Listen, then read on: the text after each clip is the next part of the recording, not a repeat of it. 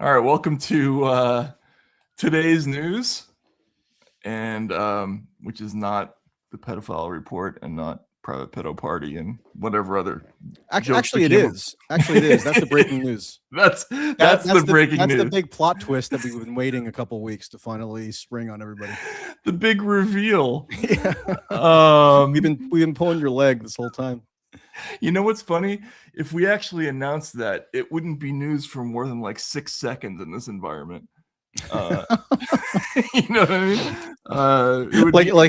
If we rolled out all the NAMBLA people from the 90s for a press conference, and we're like really earnest and serious about making this announcement, like on a pile of dead kids. And with, and like pizza cheese just slimed everywhere and everywhere, just mountains of it, like in Close Encounters, just like a huge. Anyway, all right. I took a couple of days off and came back to find out we were in a blockade. Then we weren't. Eric Swallwell apparently suddenly has 5,000. I like how you're just hibernating. I almost would want to see the look on your face after you emerge from this hibernation and you're filled in on all the latest news developments. Do you go, whoa, whoa, whoa, whoa, what? Is there some kind of like cartoon response, like a Yogi Bear hearing about this stuff? I'm increasingly convinced that it takes a certain amount of time to actually pull back from all of this shit and be appropriately shocked by it, because if you're following it every day, the logic of it starts to infect your mind. And so do you like purposely not check your phone, or do you make a mental effort to block out any sort of news related inputs? Yeah, unless I'm working on something I no longer even check. See, I've only been able to do that when I voluntarily inserted myself in a situation where my devices are actually like physically taken from me. So I went on like a 10-day meditation retreat once where like you're not allowed to access your phone. Right. So but I don't have the self-control to actually do that on my own accord. Although when I went to Oregon in March of 2024 and did the state-sanctioned psilocybin mushroom experience, which sounds great, by the way. But anyway, go ahead. Yeah. I mean, it's great because like the thing that would always ruin that, right, is this lurking suspicion that the cops could burst in at any moment and bust you in the middle of the trip, which you don't really want to even have the lingering threat of, because it could really throw things off. That in your head, yeah. So the Oregon, praise be unto them, remove that as even something that people have to be even sort of like vaguely mindful of. So that's nice. And but throughout that experience, they do. But it is encouraged. Like you're not supposed to look at your phone, which I didn't. And then I kind of carried that forth for like a day and a half. But other than those like very exceptional circumstances, I'm not sure exactly how you even do it. Well, I think it's necessary for mental health. I'm increasingly, which is an indictment of me. I admit that. No. I mean, it may not be. I don't know. I may just not be able to deal anymore, or I just look at my kids and feel sad about all this stuff. But anyway, let's start with SOT 4, which is Iran. Let's and Trump clarifying the situation that we're in, which is basically giving us an update. Here we go. It's over the fact that they will never have a nuclear weapon. Iran, you marking it down? Iran will not have a nuclear weapon. And we agreed to a lot of things, but they didn't agree to that. And I think they will agree to it. I'm almost sure of it. In fact, I am sure of it. If they don't agree, there's no deal. There'll never be a deal. Iran will not have a nuclear weapon, and we're going to get the dust back. We'll get it back. Either we'll get it back from them or we'll take it. We're going to get the what does that mean? We're going to get the He's dust talking back? About the enriched uranium, I guess. Oh, okay. The dust. I don't know when that became dust. Yeah. I guess he's talking about it like the remnants of what they have in their stockpile for the enriched uranium after the June 2025 Midnight Hammer operation that was at least nominally supposed to have obliterated the nuclear arsenal. So now he's saying it's dust. So it's all just a matter of us going in and cleaning up what remains of the dust.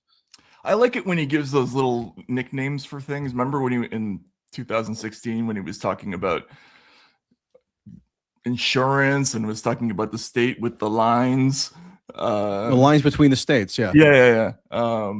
And the implication is you're supposed to know what he's talking about, but you don't always. He's even done that recently with the Iran operation. He calls it a little excursion, a little journey. He said yesterday. Did he? A journey? Yeah. A little journey to Iran. Like it's just this simple little fling that will have wrapped up in no time. So it's like an don't worry Bourdain episode. Yeah. Yeah, and we'll sample the local cuisine. Right. All right, let's go to SOT 5, which is a sort of triumvirate of clips.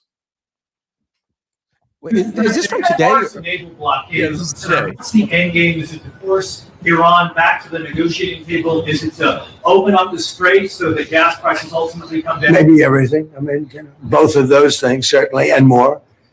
We can't let a country blackmail or extort the world, because that's what they're doing. They're really blackmailing the world. We're not going to let that happen. And, the amazing thing is we don't, can you believe this? We don't use the Strait. We don't need the Strait. We have our own oil and gas, much more than we need. We have more oil and gas than Saudi Arabia. Think of this. We produce more. Saudi Arabia, and add Russia to it. Substantially more. And by next year, we'll have double that amount. So we don't need it, but the world needs it. And many ships are heading to our country right now as we speak to load up with the best. Really, I guess you could say, somebody said the best and sweetest. I don't know exactly what sweet is, but when it relates to oil, it's a good thing. Now, it could very well be this is going to be settled before that. We've been called this morning by the right people, the appropriate people, and they want to work a deal. They would like to work a deal. Is it your anticipation, Mr. President, that other countries will assist in this effort to blockade Iran and those?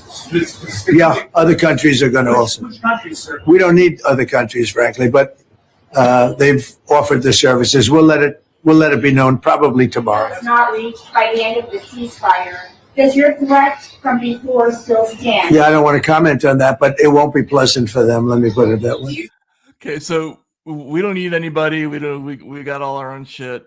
And then pull up the Pope clip from yeah. Okay, so this is well, you need to show the number 20. There's the truth, Trump's truth about Pope Leo. If we can look at number 20, because the truth and the Pope feud plays into Iran. Right. Yes. Exactly. Can you read it a little bit, Michael? Okay. And just bear in mind, I don't know if you saw this map, but this came within hours yesterday of him also posting an AI image of himself as Jesus Christ. It's like the most amazing picture ever.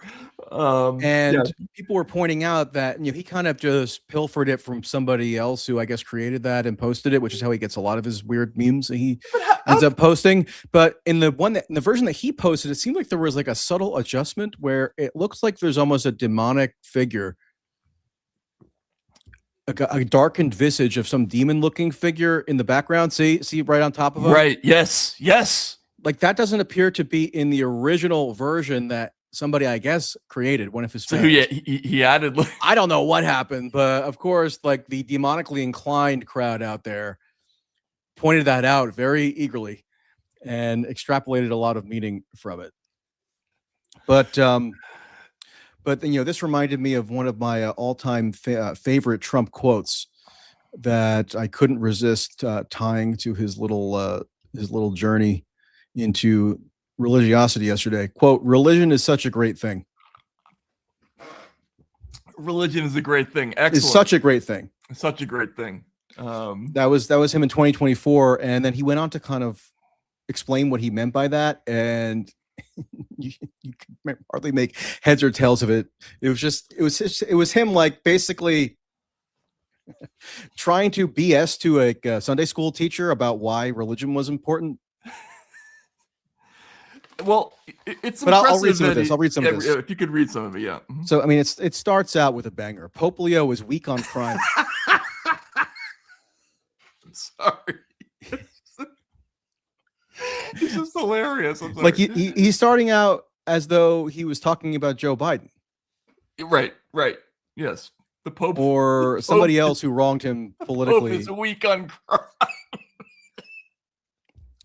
Yeah, there's a lot of vandalism going on in Vatican City that Pope Leo refuses to get a handle on. So go keep going. He got rid of stop and frisk in the Sistine Chapel, and terrible for foreign policy. He talks about fear of the Trump administration, but doesn't mention the fear that the Catholic Church and all other Christian organizations had during COVID when they were arresting priests, ministers, and everybody else for holding church services, even when going outside and being 10 and even 20 feet apart. So if you read this, it's sort of strange.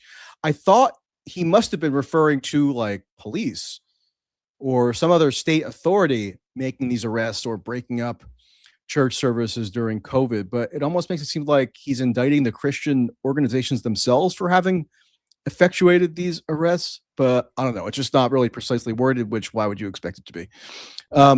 I like his brother Louis much better than I like him because Louis is all MAGA. When Pope Leo was first elected or appointed, Trump did host his brother Louis from Florida in the White House because he likes Louis because Louis is very pro-Trump. Right, yeah, exactly. He gets it and Leo doesn't. I don't want a pope who thinks it's okay for Iran to have a nuclear weapon. I don't want a pope who thinks it's terrible. By the way, Trump is not even Catholic, right? I know, like, and what does the Pope have to do with what kind of Pope would endorse anybody having a nuclear weapon? I don't know. Those, Pius the something might have had some strange ideas back in the day. I don't know. I don't want a pope who thinks it's terrible that America attacked Venezuela, a country that was sending massive amounts of drugs into the United States, and even worse, emptying their prisons, including murderers, drug dealers, and killers, into our country. And I don't want a pope who criticizes the president of the United States because I'm doing exactly what I was elected in a landslide to do, setting record low numbers in all caps, in a landslide, creating the greatest stock market in history. So the Pope should be more reverential of the stock market.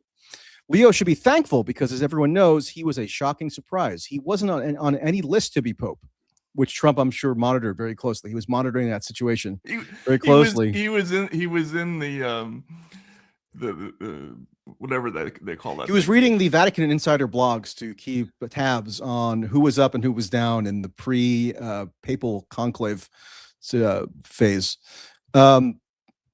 All right, we get it. I lost my place. I'm gonna have to just finish this because, like, the okay, go ahead. Yeah, and he wasn't on any list to be Pope, and was only put there by the church because he was an American, and they thought that would be the best way to deal with President Donald J. Trump.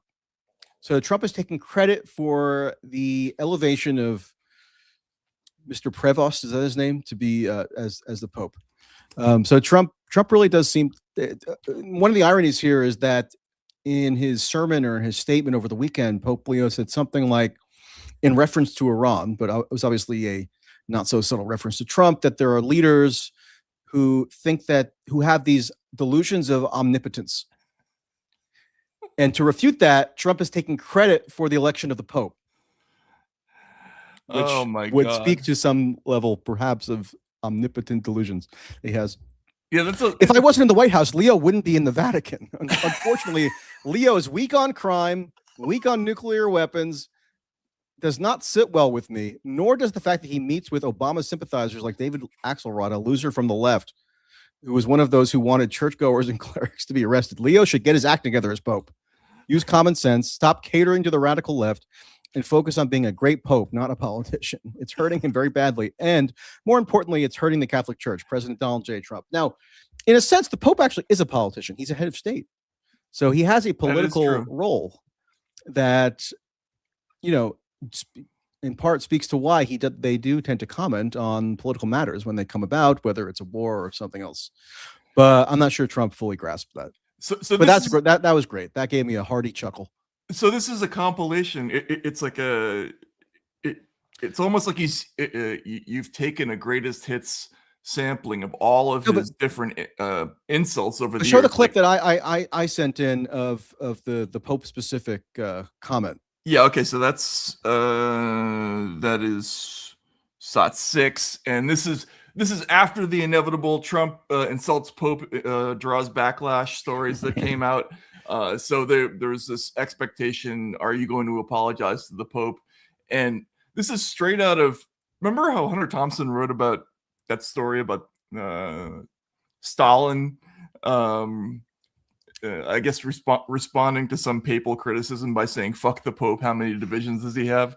So I remember back in the day, you got in some hot water for your commentary on the Pope. I did, yes, yeah. That was I was actually throwback. Physically removed from the newsstands of New York. Oh, was it? Yeah. Wasn't that like, was that the New York Press or something like that? New York Press, yeah, which doesn't exist anymore. I've killed enough news organizations now. So basically you were sacrilege because you were, wasn't it like it was like the funniest things about the Pope dying soon or something like that for Pope John Paul II. Yeah, 52 funniest things about the upcoming death of the Pope or something like that. And I was trying to be did any nuns wrap you over your wrist for that with a ruler or anything? So I actually was in California and saw somebody commenting about it on television. I had no idea that the whole thing had happened. I was Who was commenting on it? Do you remember? I don't remember. It was on TV. I was covering the Michael Jackson trial, and I looked down and saw that I had missed calls after that. But anyway, so here's Trump talking about whether or not he will or will not apologize to the Pope. He now says you owe Pope Leo an apology. Will you apologize? No, I don't, because Pope Leo said things that are wrong. He was very much against what I'm doing with regard to Iran, and you cannot have a nuclear Iran. Pope Leo would not be happy with the end result. You have hundreds of millions of people dead, and it's not going to happen. So I can't. I think he's very weak on crime and other things. So I'm not. I mean, he went public. I'm just responding to Pope Leo. And, his brother is a big MAGA person, and he's a great guy, Louis. And I said, I like Louis better than I like the Pope. We believe strongly in law and order, and he seemed to have a problem with that. So there's nothing to apologize for. He's wrong. And the other thing is he didn't like what we're doing with respect to Iran, but Iran is wants to be a nuclear nation so they can exterminate the world. Not going to happen. So, one of the cardinal rules of the art of the deal, as you might recall, is never apologize. Right. Even to the heir to the throne of St. Peter or the vicar of Christ on earth, you still don't apologize. So at least Trump's consistent in that respect. But I guess, maybe he expects Pope Leo to apologize for not understanding that Iran wants to exterminate the entire world, which is a new claim. Right. And then this was, again, what makes this so funnier, as you point out, is the picture that he posts. First of all, what president retweets that picture? I just can't even imagine the thought that has to go through your head to retweet that. This isn't even the first time he's feuded with the Pope. Like, we're almost in reruns. Like, he's been the dominant American political figure for so long now that, I guess if you're 21 in 2026, you don't have an adult living memory of the last time he actually did in fact feud with the Pope pretty viciously, Pope Francis. I think it was over climate change or immigration. Climate change? I don't even remember that. Yeah, it was some of his like wussy liberal stances, and I think there was ended up being a back and forth where there was like a jab made from one and then the other responded. But we went through this already, so it's almost like they're running out of material. But because he's so transfixing of a figure, you almost forget that there's this. Well, there's been such a high volume of everything. Like True. The whole week on crime thing. Like, I mean, I remember the very beginning of the Trump experience for me. I was covering the end of the Eric Garner story, and he was talking about the end of stop and frisk, and he criticized the judge Shira Shinlin Right. saying that she was a quote very against police judge, and weak on crime. So it's that, right? It's like the Weak on crime is just such a funny way to phrase it because it's almost like a parody of a classic political attack from a TV ad in like the right, like a late 90s or something. right. Like Al Gore is weak Strom on crime. Thurmond. Yeah. Right. But the sheer volume and Trump's insults are kind of they're actually great in general, course. right? Like calling Bette Midler a washed up psycho, or horseface Stormy Daniels, or I mean, Rosie O'Donnell, that's back when he was still like a private citizen pundit, but he drove an entire news cycle, or several of them, because Access Hollywood, which he later got in trouble for with the surreptitious tape, but like Access Hollywood and these sort of like celebrity gossip shows would just have him in feuding with Rosie O'Donnell as like their main story of the day. And there's one clip you can find, I think it's probably from like 2005 or something like that. Well, where he's like, yeah, I'll probably sue Rosie. I would love to see that fat ass something. But they bleep out ass. ugly, right? Yeah. But which makes it even funnier. I know. And what was the other one? There was the there was Meryl Streep, right? Like she was a Hillary flunky who lost big, I think was the quote. I can't remember. I mean, he's been going after Bruce Springsteen lately and saying that he's gotten horrible cosmetic surgery. Is that true? I haven't seen Bruce's face. Possible he got a facelift. We're both from New Jersey. That was sort of botched. That's we can't allow that. That's tough.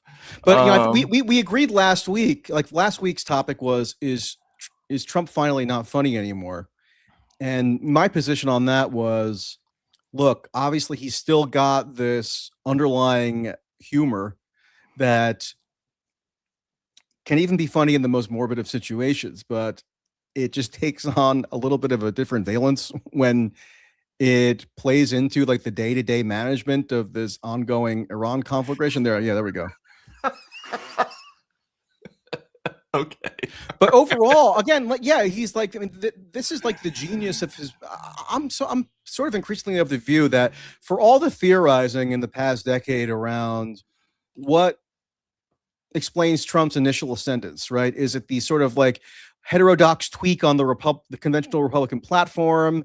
Is it that there was this widespread disenchantment with the quote establishment of the two parties? Yeah, there might be something to both of those things, but he's also got this world historic sense of humor. Oh, he's the best insult comic in history. Where he's funnier than like most comedians, right? Most yeah, professional comedians, right? Like remember Triumph the Insult Comic Dog? Yeah, I saw him actually at the vice presidential debate. They pulled him out of the broom closet in 2024. Was he good? Yeah, I mean, he told a fat joke about J.B. Pritzker right in his face. What did he say? I forget now, but it was almost too easy of a fat joke. Actually, it was a little bit. It wasn't like even that clever, but that's sort of what made it funny. You're obligated to do it. It was just like the bluntest, the most obvious possible fat joke, like right in the guy's face, as like he agreed as a surrogate for Biden or Harris, I guess, to do a spin room interview with Triumph the Insult Comedy Dog. He just Ooh, do you think that's made a straight up fat joke? Can we get Greg to try to chase that down? I don't know. I remember observing it in person. I don't know if they published it or what. Okay. Or even like where it aired. It might have been the Daily Show, actually. All right. Well, we'll see if we can find that. Okay. So just to recap, because the theme of today's show is going to be that everybody's crazy, not just Donald Trump. But what happened in the last 2 days with Iran? So he announced on Truth Social that he was blockading the strait. Well, we got to put that in a little more context because that announcement came right after the conclusion of these Islamabad Pakistan negotiations that, of course, he sent his henchmen or lackeys. I call them now Witless Witkoff and Jughead Jared, but then they added Vance to the mix. So that was supposed to be a breath of fresh air because after Vance went and helped the cause in Hungary. Yeah, after Vance got like an epic size blotch of egg on his face for having not just gone and sort of implicitly endorsed Viktor Orban in Hungary, or done like an official seeming event where the implication would be that, of course, he's lending tacit support to the politician that's running for re-election, but decided to just blow past any sort of like normal expectations around what the proper role of a president or vice president would be. And I'm not even saying I'm like advocating the maintenance of those proprieties, but he decided to do something very novel and just like outright participate in a campaign rally with Viktor Orban and his ruling party. And then Orban loses yesterday in an even bigger blowout that had been anticipated. So for people who don't know the history of this, Orban predated Trump considerably. His Fidesz party swept into power in 2010. And he had been prime minister once before in the 90s. Right, but the populist reincarnation came in with a 2/3 majority, which was important because then they could change the constitutional structure of Hungary. It was this huge, overwhelming kind of shot heard around the world for the incipient populist movement that was going to take place on both the left and the right.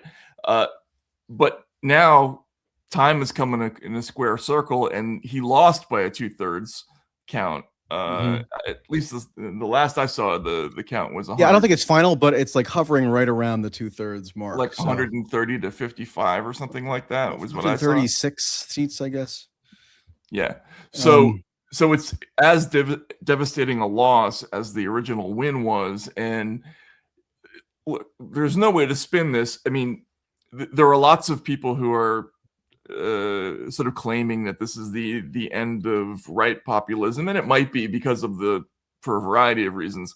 But really, voters are just disgusted with all incumbents, and he just I think the Iran war is now, it's like the stake through the heart of this whole thing. Yeah, I'm not sure if it's about voters being generally disgusted with all incumbents. I think that was definitely a phenomenon that you saw in like 2021 in the COVID hangover period, where virtually every incumbent had sinking approval ratings across the board. I think, based on my understanding, I'm not an expert on Hungarian politics by any stretch, but my understanding is that there were some, pretty peculiar, like localized dynamics having to do with Orban and his party outstaying their welcome, and the heaving, the zebras. And there was a pretty good New York Times article actually about like this rural recreational town that relies on basically domestic tourism, that is seen as sort of like, if people look at it with nostalgia, it's where they would go during their childhoods for some kind of summer holiday or whatever. And that had been a bastion of support for Orban and his party, Fidesz, right? Yep.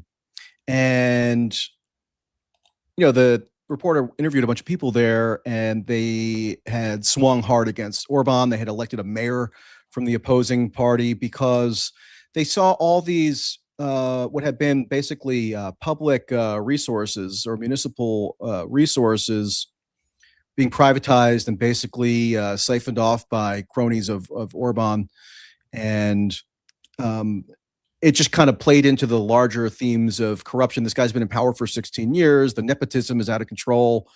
The basic mechanics of governance are not working as well, given his sort of insularity or his lack of attention to just governing the country in any kind of responsive way. And so that's why you saw this opposition to Orban coalescing around a guy who had been in Orban's party and defected. Yeah, and it's kind of like a center right.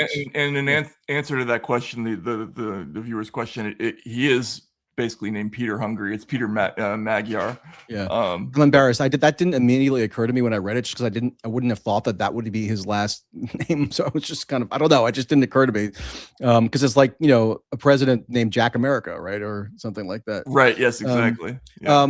But like he didn't. As I understand it, the opposition candidate didn't run on a very overtly ideological platform at all. It was just basically that he was finally the guy who the opposition. He ran on being not Orban. Yeah. The opposition had finally gotten their act together to consolidate around, rather than splintering off into infighting to once and for all dislodge Orban. Right. Yeah. So that seems like pretty specific to the domestic political dynamics of Hungary, and it wasn't really a foregone conclusion because in 2022 there was a big anti-incumbency sentiment as well, but Orban won a sweeping re-election victory. Yeah. Well, I guess I'm just pointing out that if you look at the overall approval ratings of parties everywhere, you're seeing mutual declines in a lot of countries, but obviously not here. All right. And the big loser in all this is JD Vance, but also these like American conservative people who got all these bizarre sinecures and subsidies to go take sabbaticals in Hungary and study the pronatalism policy, and then take part in these conferences and soirees like national conservatism and whatnot, and all these Americanized conservative political events that they would hold in Hungary. I guess that's all finally done. So the gravy train has been turned off. I do feel bad for them because the other sinecures never get turned off. So that's true, right? I mean, like when USAID gives a fucking $400 million contract to some bullshit media organization to do anti-disinformation work, like that contract never runs out. The liberal versions are not contingent on a particular polity choosing to keep in power a particular like nationalist political figure, right? It's much more dispersed and distributed around the world, and these structures that are not subject to the democratic verdict in a particular place, right? Like, so like if you get some like UN grant, right, to study like I don't know the plight of trans girls, exactly, Zimbabwe. Underwater trans whatever, that never gets turned off, or any kind of anti-disinformation thing never gets turned off. But so I have some sympathy for the MAGA folks. They don't get to keep their stolen shit. All right, so anyway, they all go to Islamabad. It all fucks up. Right. Well, I mean, they spent. I guess this is why I couldn't turn away from my devices this weekend, especially because this was the highest level meeting between American officials and Iranian officials since the revolution in 1979. Obviously, there had been lots of negotiations preceding this at like the Secretary of State levels. Like John Kerry would go and negotiate the JCPOA, or you have Witkoff and Kushner doing negotiations with the foreign minister in the second Trump administration. But it never rose to the level of the vice president. And then there were also higher level people in the Iranian delegation than they had been willing to send in the past. So there was something novel about this gathering in Islamabad, and then it stretched on for hours and hours and hours. And we don't have like the minute by minute replay yet, really, but the reporting suggests that Trump might have actually phoned in toward the end of it and basically restated the more maximalist demands, which would be in keeping with how these so-called negotiations have been structured for as long as Trump has been presiding over them, right? So in the first round, from like March to June when the bombing happens in Midnight Hammer, Witkoff and Kushner, or it was mostly just Witkoff at that point. Jared hadn't been called out of retirement yet from his private equity venture. Right. But Witkoff, was very clear that the condition that the U.S. was demanding for any diplomatic accord was the renunciation by Iran of any nuclear enrichment whatsoever, which anybody who's followed the issue for decades would know that Iran was never going to accept, because it would be seen as this national self-inflicted humiliation. And so that again, was, I have to interject that the United States has a history of doing that and having that work out. Like with the Rambouillet agreement, we basically demanded a completely unacceptable condition. Which agreement? With Kosovo, I guess they didn't agree to that, right? We just bombed them anyway. But we often issue unacceptable demands. But when has that worked? I mean, I guess. Well, maybe usually it seems like the idea is that Trump, through the sheer force of his personality, can make it work this time. But I don't really see much evidence of that. But the thing is, usually we do it with the expectation that it will be refused, so that we can then proceed to bomb the shit out of somebody. Right, but they're saying, but at least if you take them seriously, which is not value, they were trying, But the American side, the Trump side has said that these are red lines, meaning these are non-negotiable. And the reason why that they probably should be understood as red lines is because Trump has set it up where he's not going to be a pushover like Obama, who was willing to not uphold his red lines, infamously the Syria so-called red line, where he didn't immediately bomb Syria and Right. when there was a chemical weapons alleged attack, and Trump thought that was like a big disgrace to America. So he's going to be tough, and he's actually going to stick to his red lines. What's his name? The Atlantic editor, Jeffrey.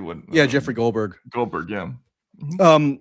So Trump is kind of has this whole partisan polarized theory where he can't do the Obama thing and actually relinquish any of his red lines.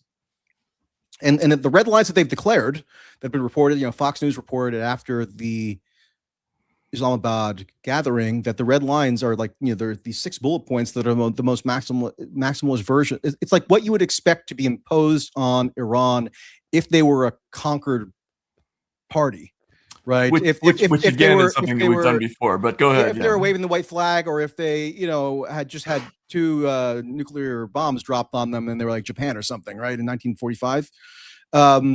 So it's the no enrichment whatsoever. It's basically the total abandonment and disablement of the nuclear facilities. It's cutting off Hezbollah and Houthis and Hamas, and it's reopening the Strait of Hormuz. So if those really are the red lines, then there's no real way that could ever lead to a bona fide negotiated outcome, despite these being called negotiations. But in Trump's view, negotiation, at least when it comes to Iran, is all about just trying to bludgeon Iran into capitulating or surrendering, which is exactly what they did prior to February 28th for this Epic Fury operation, and also before Beit Hammer. So we're just seeing really a repetition of that. Hence, Trump announces this naval blockade mission shortly thereafter because there was no deal attained, because no deal could be attained given the conditions that were set out. Right. And so now we're like in just a new phase of the war, right? Because then they stepped back from the blockade. What do you mean? Trump said it was launched today at 10 a.m. No, but they changed the wording of it. It's now they're going to allow hang on a second, I'll find it. It's a blockade of Iranian vessels. So any vessel that has as its point of origin an Iranian port or its destination an Iranian port, those are being blockaded, as I understand it. That's what CENTCOM appeared to say. So it's not a total blockade, but it's a blockade of Iran, any transit of ships to and from Iran. Yeah. That's at least what they say. I mean, who knows what it's actually going to be in practice, but because a blockade is an act of war, right? I mean, a blockade has always been understood to be an act of war. And he's actually invoking the Venezuela blockade or armada that he sent, which did precede an actual overt military action to, abduct Maduro and, bomb the infrastructure. And he said this is going to be even bigger and better than the Venezuela blockade. So my takeaway is that this negotiation charade, it's always about just setting up a pretext to inaugurate the next phase of kinetic military action, because that's what the pretty unmistakable pattern has been. Yeah, I can't find the quote, but it's something about they're going to allow some vessels to transit. Yeah, I saw that. If you go to the CENTCOM Twitter page, I think that's what you're probably referring to. Yeah. Anyway, all right. Yeah, you're right. It's absolutely an act of war, and we're no closer to the end of this thing than we ever were. And on that note, pull up this Ron Johnson clip from yesterday. Yeah. All right. So where's Ron Johnson is? Let's see. Okay, it's number 18 if we can see it. And this is coming from Ron Johnson is notable because he's not like one of the classic Republican hawks necessarily in the Senate Republican caucus. He is kind of like default hawkish on lots of stuff if it aligns with what the party basically priorities are. But he's not like a Roger Wicker or a Lindsey Graham or like a John Cornyn or one of these people who are kind of more ideologically zealous in promoting lots of interventionist propositions. And yet I mean, get a load of what he says because it's pretty ominous. Let's listen to a little bit of it anyway. Nobody thought this would be easy. They've been preparing for this for 47 years. They have multiple layers. They've got 200,000 people in the IRGC, 600,000 people in the Basij police force. They are brutal. By the way, this is exactly what nationwide gun control results in. The Iranian people are completely disarmed. It's going to be very difficult for them to rise up. And so it's a very difficult situation. Now, I hope that President Trump is successful in this, because if we could just imagine the world if the Ayatollahs, the brutal Iranian regime is no longer in power. That's what we're trying to achieve. Well, first of all, we will not have won until we have completely defanged the Iranian regime. We have to make sure. I thought it was very interesting in President Trump's address to the nation when he spoke to the families of Dover, how apparently to a person they said, finish the job. And to me, finishing the job is to make sure that Iran can never produce a nuclear weapon. They can no longer enrich uranium, that hopefully we can remove that enriched uranium, that they can no longer hold the Strait of Hormuz hostage, that they can no longer brutalize the Iranian people. They can no longer be a sponsor of state terror. So we have to finish the job. Again, there's multiple ways of potentially doing it. Short term, long term, there are multiple avenues we can approach here, but we have not yet finished the job. Go a little further though, because he explicitly states what the war objective is, at least as he sees it, in a way that people should be aware of in terms of what we've gotten ourselves into.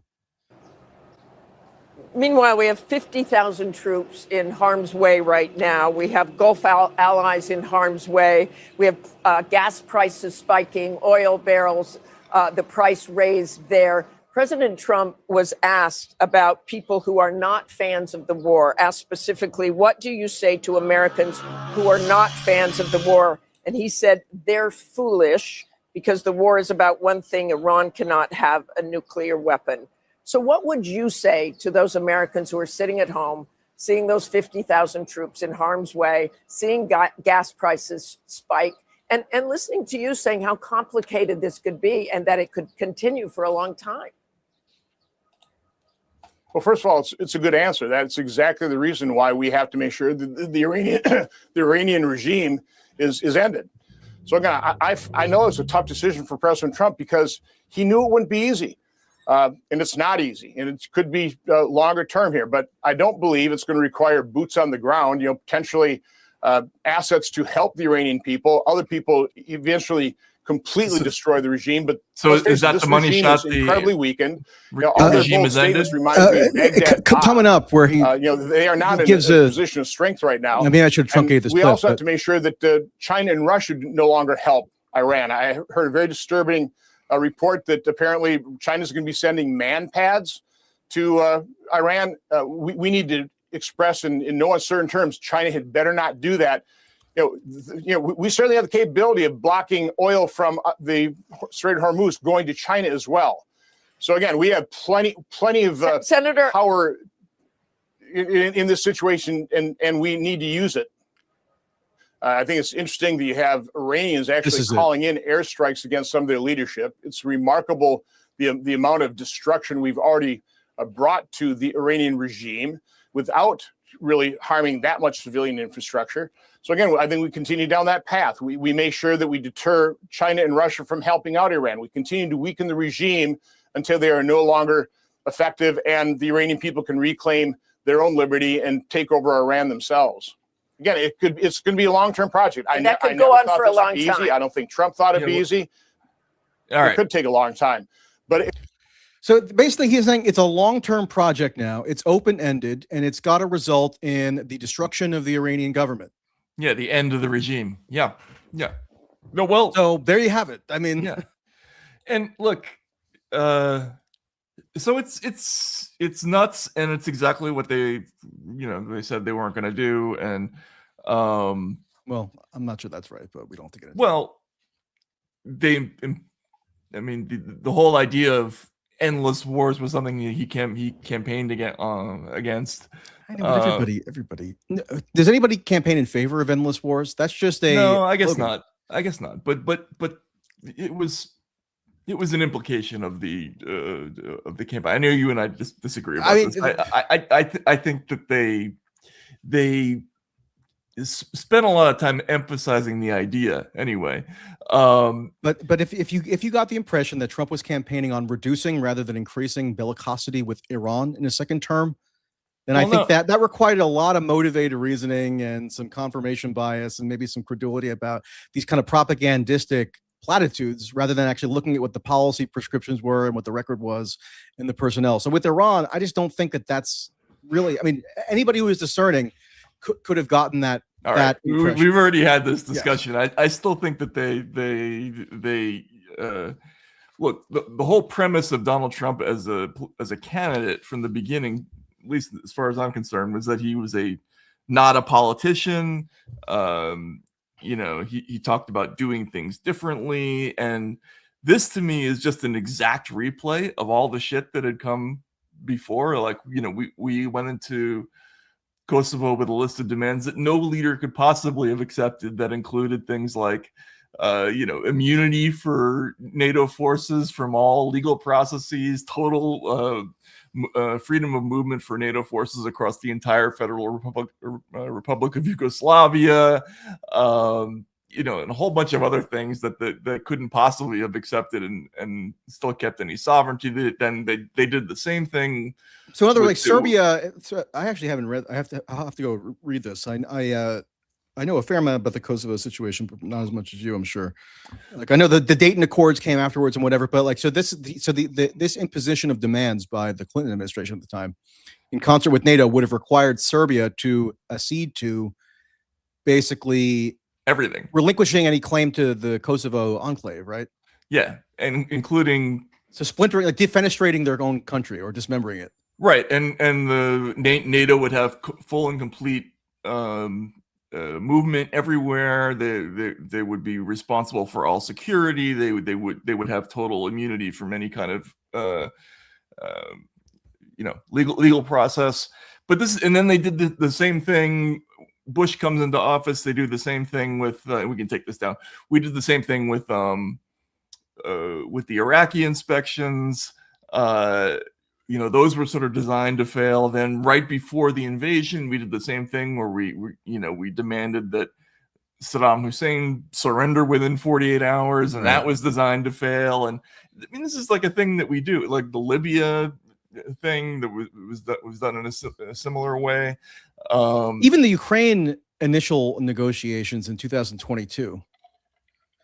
Where the U.S. wasn't a direct party to those Istanbul negotiations between Russia and Ukraine, but obviously it was exerting influence on the Ukrainian decision-making.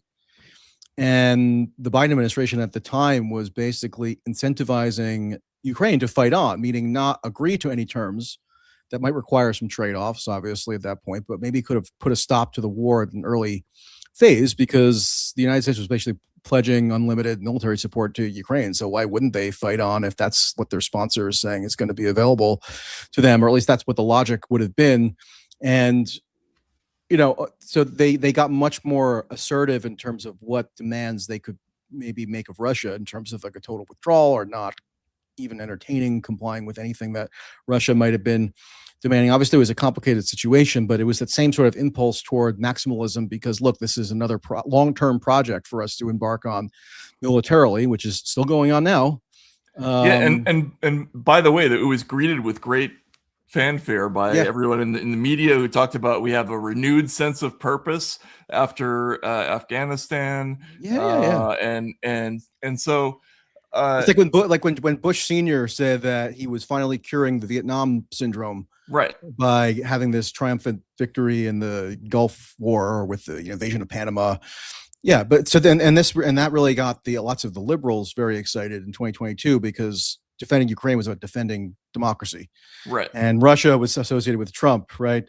And this like illiberalism, like that ties in with Orban, and so there was a lot to get their ideological juices flowing.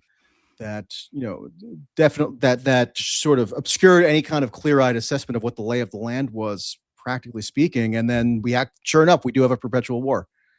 Right. And so that happens there. And it's horrible and a nightmarish outcome that is massively criticized by everybody who opposed Biden. And then Trump gets into office, and we basically repeat the exact same script with Iran. Now, I get that it's a different situation, and there's a longer history that going back to 1979. But to me, I'm just struck by the remarkable sameness of the reasoning and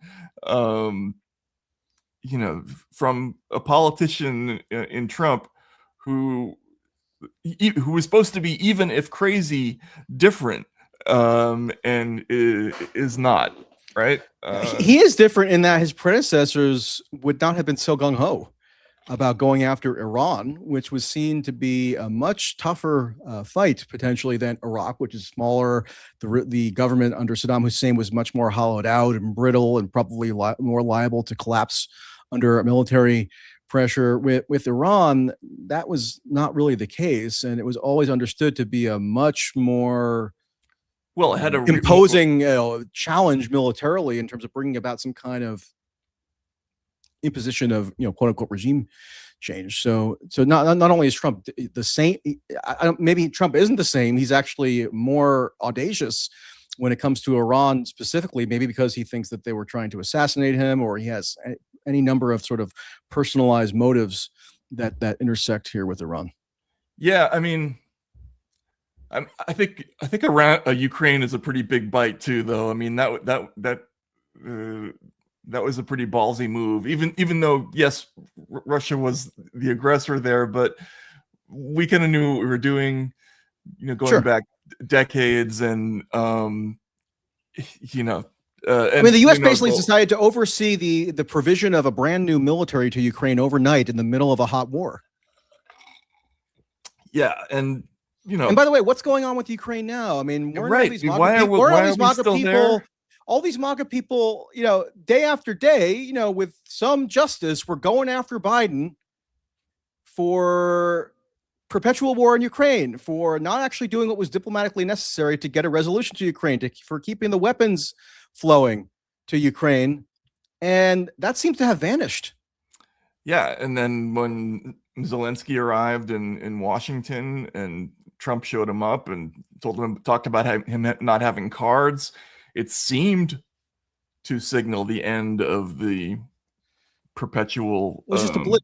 It was just a flip. They deactivated some of the intelligence sharing for like a week, not all of it actually, as I learned when I went to the NATO summit, but some for a week, and that was it.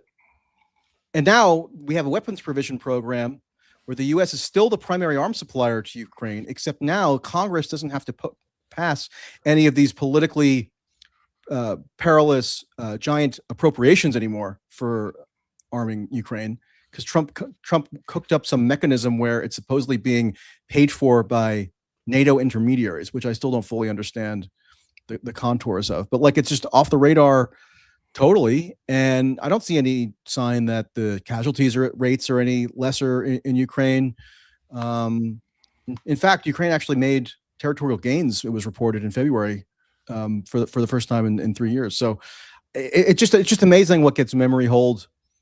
And I don't understand the tolerance for that situation. It's so dangerous.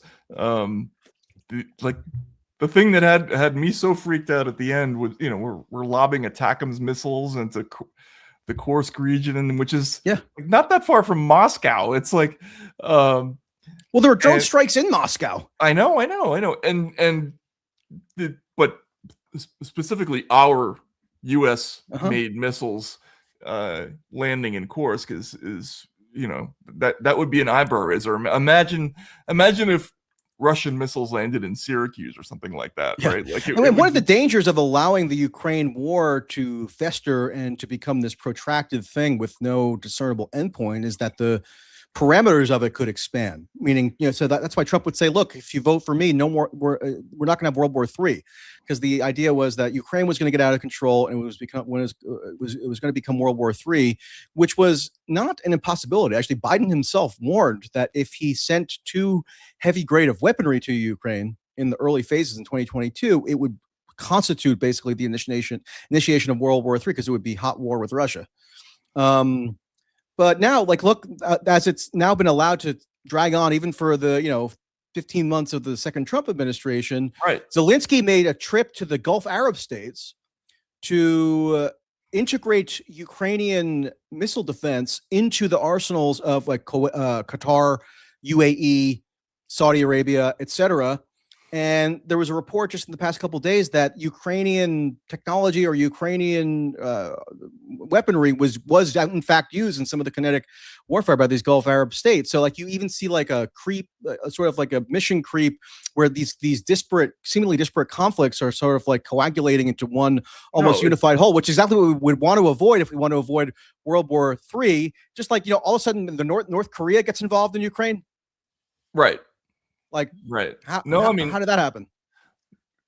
Yeah, and Iran got involved with Ukraine as well. Yeah, mean, so when the history books are written about all this, this will already be described as sort of the beginning of World War. Yeah, like we're in a pre-war phase, probably. It's like 1938 or whatever it is. Yeah. Or maybe even 39. I don't know.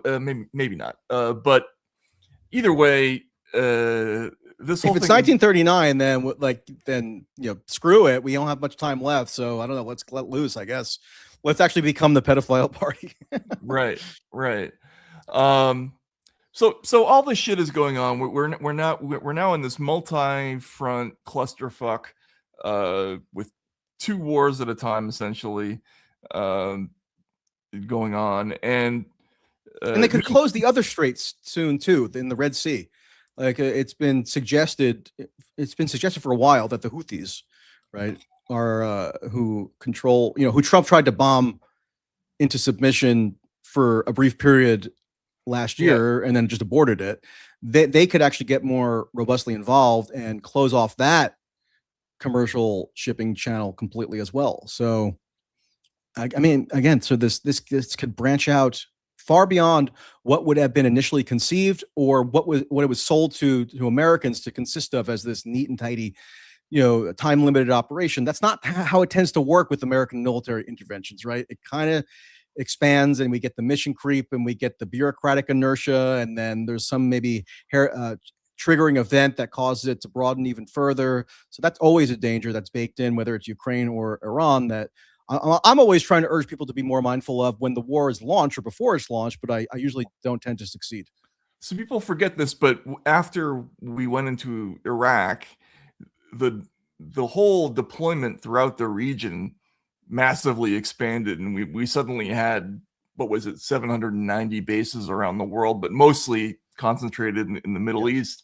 We had military operations in Niger, in Syria, Libya, like all these different countries, and we just stopped reporting on it, right? It just didn't make the news the same way. The AUMF of 2001, post 9/11, basically authorized military action anywhere in the world. Right. Yeah. And it's still in effect. That's still the law in the books. Yeah. And one of the reasons I think that they were able to do this is because Trump designated the Iranian Revolutionary Guard as a designated terrorist organization in his first term, right? Which puts the AUMF into play. But anyway, he's not. He claimed that the Soleimani assassination in January of 2020, like the Trump administration 1.0, tried to claim that was legally justified under domestic U.S. law by the 2002 authorization for use of military force in Iraq, which was the justification for the war against Saddam Hussein, because Soleimani was physically located in Iraq at the time of the drone strike. Oh, I didn't even remember that. Was that the case? That was the legal argument that they tried to make. Yeah. Amazing. But now they're not even really bothering with the pretense of trying to appeal to any kind of domestic law on this, right? No. They've just blown right past it. Like Bush, at least, not, ostensibly tried to get UN Security Council authorization for the 2003 invasion of Iraq. Obama would say, the Libya intervention is justified because of this international law or whatever. And then there'll be appeals to domestic law. There's not even really an argument being made that this is justified by domestic or international law. International law, forget it. I mean, they're opposed to that just on principle, but not even really domestic law. But other than the president's inherent powers in terms of as commander in chief. But this is what I wrote about today. This has been a progression going back to Desert Storm, when they, did everything according to international law. They got the coalition together. They had, approval from all the member nations. They had a clear objective, et cetera, et cetera. His son goes into Iraq in a much less organized way, right? Essentially more unilaterally. Oh yeah, we don't have to show that. I agree with that headline. But then, it's been progressively less and less formalized, the procedure for starting military conflicts. From the first Bush through Clinton, then Bush 1, but now we're in a place where they're just making it up as they go along. I was even reading today a legal opinion that was requested by John F. Kennedy and rendered by the deputy. I thought I found this on my own. Maybe you saw the same thing that I saw by happenstance, but it was trying to search for legal justification for the imposition of a naval blockade on Cuba in 1962. Oh, I thought you put the Demona. Oh, yeah, go ahead. Mm-hmm. Because we have a naval blockade now, I guess, with Iran. So I was curious, and I think you're sort of right directionally about the Gulf War of under George H.W. Bush kind of being the zenith of how U.S. military action could be authorized through every possible appeal to both international and domestic law. Because there was an authorization. I'm not saying it wasn't fucked. I'm just saying. No, I know. I understand. Yeah, I get it. But there are also precursors where the deputy attorney general who was reporting to John F. Kennedy really could not come up with a sound rationale for how it is that the U.S. could take this act of war, which he acknowledged that it was, by imposing a naval blockade on Cuba, with which the United States was not in any kind of belligerent conflict, or which was not a belligerent that was warring with the United States. Well, that was, but basically just said like you could do it anyway. Yeah, I mean, back then the press was much less active. You had a president who was getting shots of amphetamines in his ass every morning, and stomping around the Oval Office saying, "Who can we hit next?" That was in the Dark Side of Camelot book. But yeah, no, now we're in this place. So okay, but we got to get to there was so much more crazy. Yeah. We got to try to get to more Swallwell, of it. right? So let's do Tucker first. Can we see Sod 8? This is Tucker Carlson on BBC, and again, I like Tucker, but I don't know, man. But ... ellipsis. Can I ask you what you thought when you read Donald Trump's post on Tuesday in which he said, "A whole civilization will die tonight"?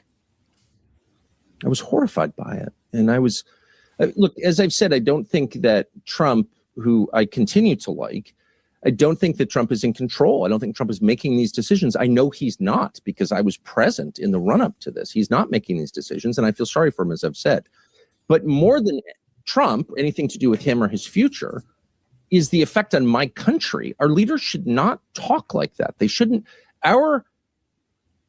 Our conflict is not with another civilization or another religion. It's with governments, at least conceptually, that do things that we don't like, that are bad for us, and we have conflict over that. We can never declare war on a civilization. We shouldn't. That's immoral. What does that even mean? So I mean, if you go on, I mean, you should have gone on further or use whatever clip I sent, because he anyway, we'll he extends the argument. Yep. Yeah, I mean, he extends the art. First of all, his claim is that Trump is a slave of Israel, like literally enslaved by Israel, and therefore is not in control. The United States is no longer a sovereign country. And then he's also asked, so what do you think about some of these claims, or some of these demands that people are making, including now some Republicans and former Trump supporters like Marjorie Taylor Greene, saying that the 25th Amendment should be invoked because Trump actually is crazy, so he needs to be declared incapacitated by the cabinet. And Tucker pivots and says, well, it's not even really about Trump because he's not in control. It's a structural problem with the U.S. government because nobody can defy Israel. Israel is just calling all the shots, and that's been the case since 1963.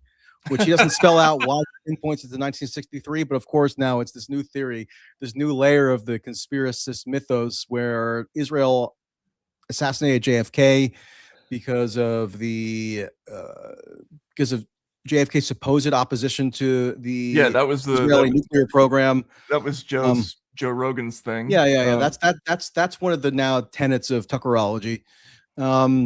So here's in general, like, Trump is enslaved. Like, so there's no reason really for him to even focus on Trump as an object of his critique, because this is just an inherent feature of the American system of governance, which is just not true. I mean, it's not true that any prior president did do the same thing that they were lobbied to do by Netanyahu, which is launch this very audacious open-ended war with Iran. Like, that was refused by Biden, by Obama, by even Bush.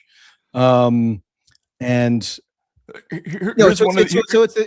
the Tucker two-step where he still can't bring himself to go after Trump squarely, even though Trump is posting on Truth Social how low IQ he is and what a huckster he is. Here's the direct quote. I've always liked Trump and still feel sorry for him, as I do for all slaves. Yes.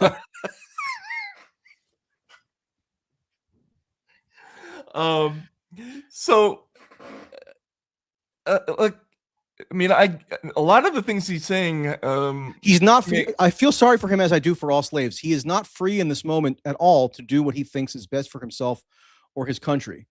And Tucker also emphasizes this by saying he knows that to be the case, as though it's factually proven. He knows that Trump is not in control because of something that Tucker himself observed, which he doesn't elaborate on. Yeah, but that's him reporting in his prophetic way what the lay of the land is in terms of how the U.S. government is now operating. And so nobody should really bother honing in on Trump, even though he's the commander in chief. We're told we all have to focus totally monomaniacally on Israel as the prime mover here, which is a nice little scapegoat for him. And this is now a thing. It's all over. It's all over. It's all over the media now. The underlying narrative is basically this, right? This is the podcast narrative, which is that it's sort of like JFK with like 19 different subplots, like the movie, right? Like they added a whole new Israeli section, and I don't know how closely you followed the JFK lore over the years. It would be impossible for anybody to read all the books, right? Because there's been 10 million of them in the documentaries, and everything that's gone on, everything that's made the JFK assassination this national fascination, which is not difficult to understand why that came to be.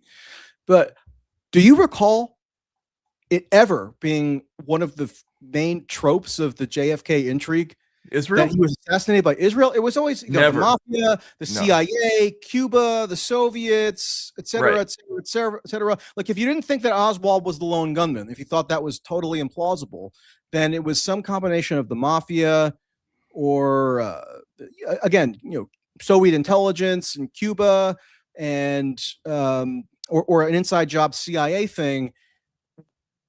I'm sure there's some dusty old book in a library somewhere you could find where like somebody makes some claim about Israel in the 1970s or something, but it was never at the forefront of how the mythology worked. And all of a sudden now that's the number one thing that people think must explain the JFK assassinations, because Israel's gotten grafted onto it, just like Israel got grafted so single-mindedly onto Epstein, onto Charlie Kirk, onto maybe even the Butler assassination attempt, onto the Iran war. It gets grafted onto every troublesome thing that ever happens in the world now.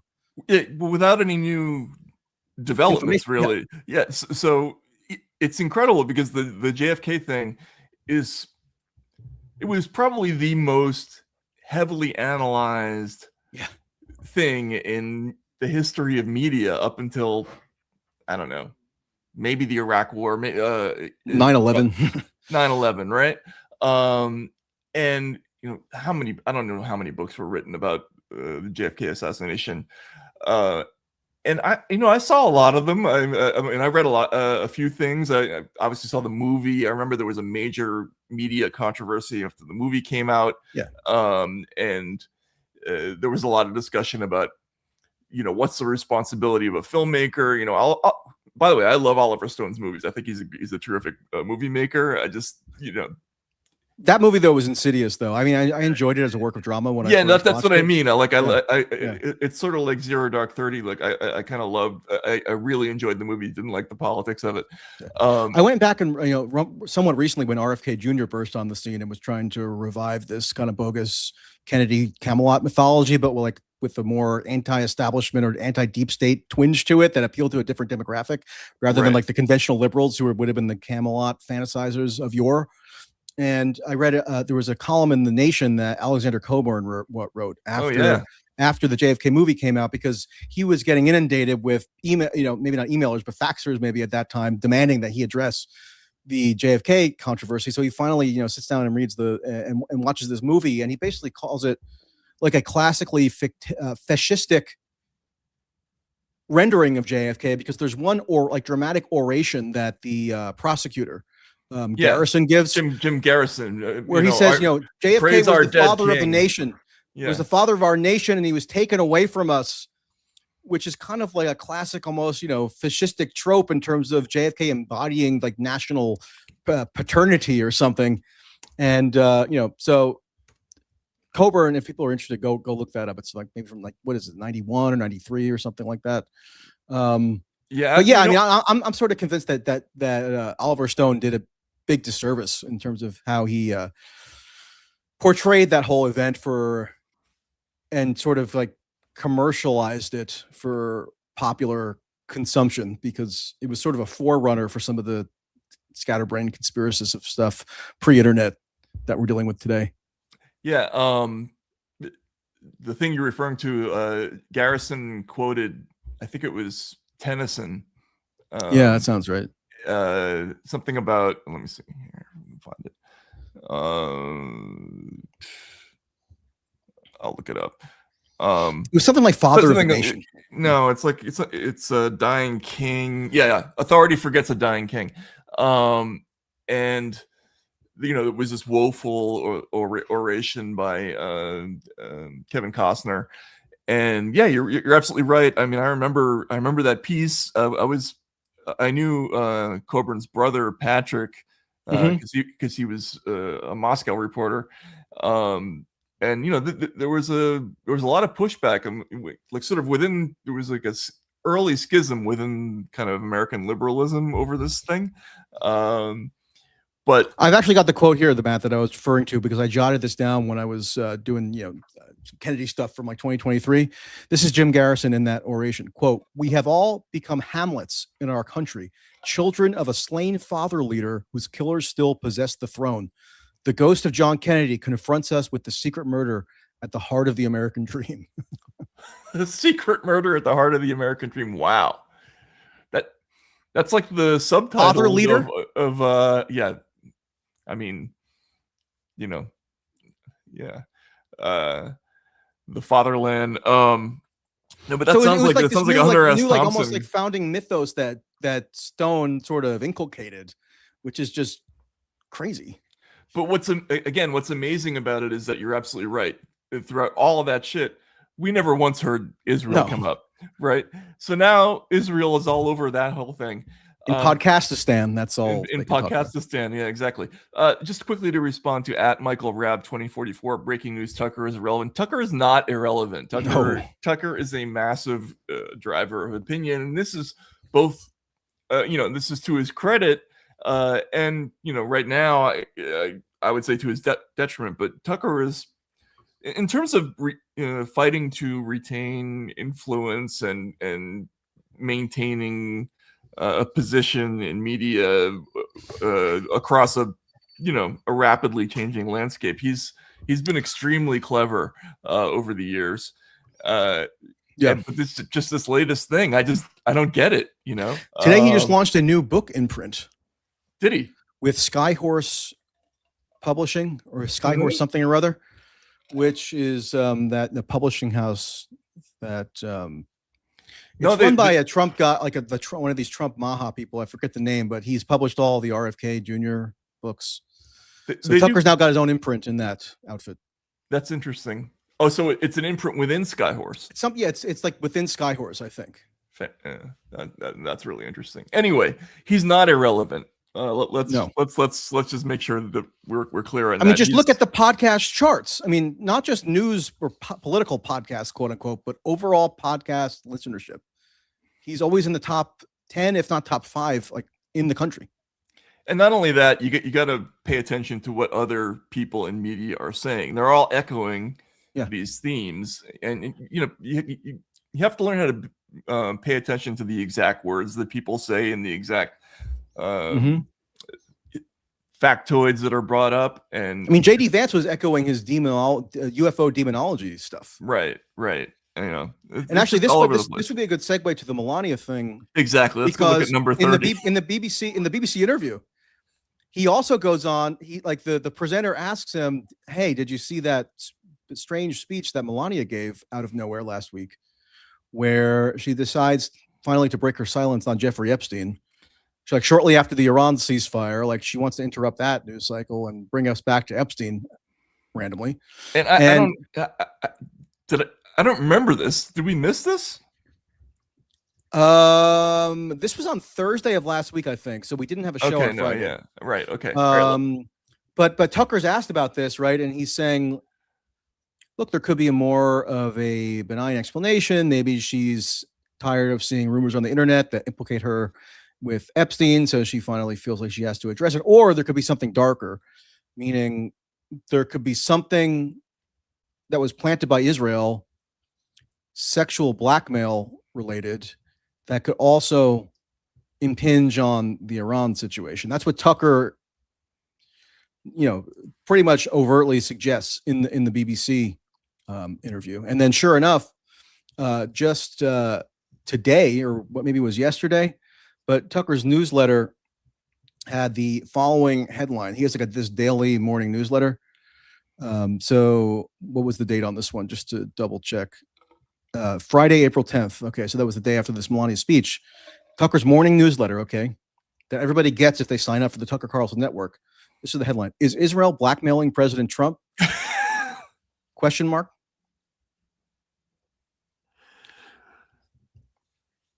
I mean,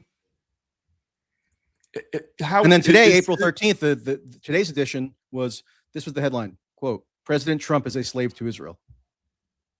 Right. So, but this Melania thing was bizarre. I mean, I was gobsmacked by it. Let's watch the Melania thing because it's kind of amazing.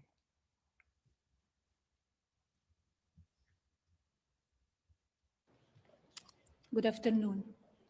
And just for some context, there was no advance warning of this at all. Well, Jeff, there was no statement given by the White House press office that, hey, Melania is coming out to make a statement on something or other. We didn't even know what she was going to say when she got to this podium, which strangely she's speaking from the presidential seal, which is not customary when first ladies will make some sort of statement. It seems to have been done without foreknowledge of Donald, from everything that we can ascertain. It just came totally out of nowhere. I mean, how could it be? Totally out of nowhere on a Thursday afternoon. Okay. All right, let's to defame my reputation. I never been friends with Epstein. Donald and I were invited to the same parties as Epstein from time to time, since overlapping in social circles is common in New York City and Palm Beach. To be clear, I never had a relationship with Epstein or his accomplice, Maxwell. My Can you pause email for a reply second? to Pause for a Maxwell second. You cannot sort of cut off the very beginning, because the very beginning is bizarre how she starts it. But so then just play the very beginning, then go back to 109. me with the disgraceful Jeffrey. Good afternoon. The lies linking me with the disgraceful Jeffrey Epstein need to end today. The individuals lying about me are devoid of ethical standards, humility, and respect.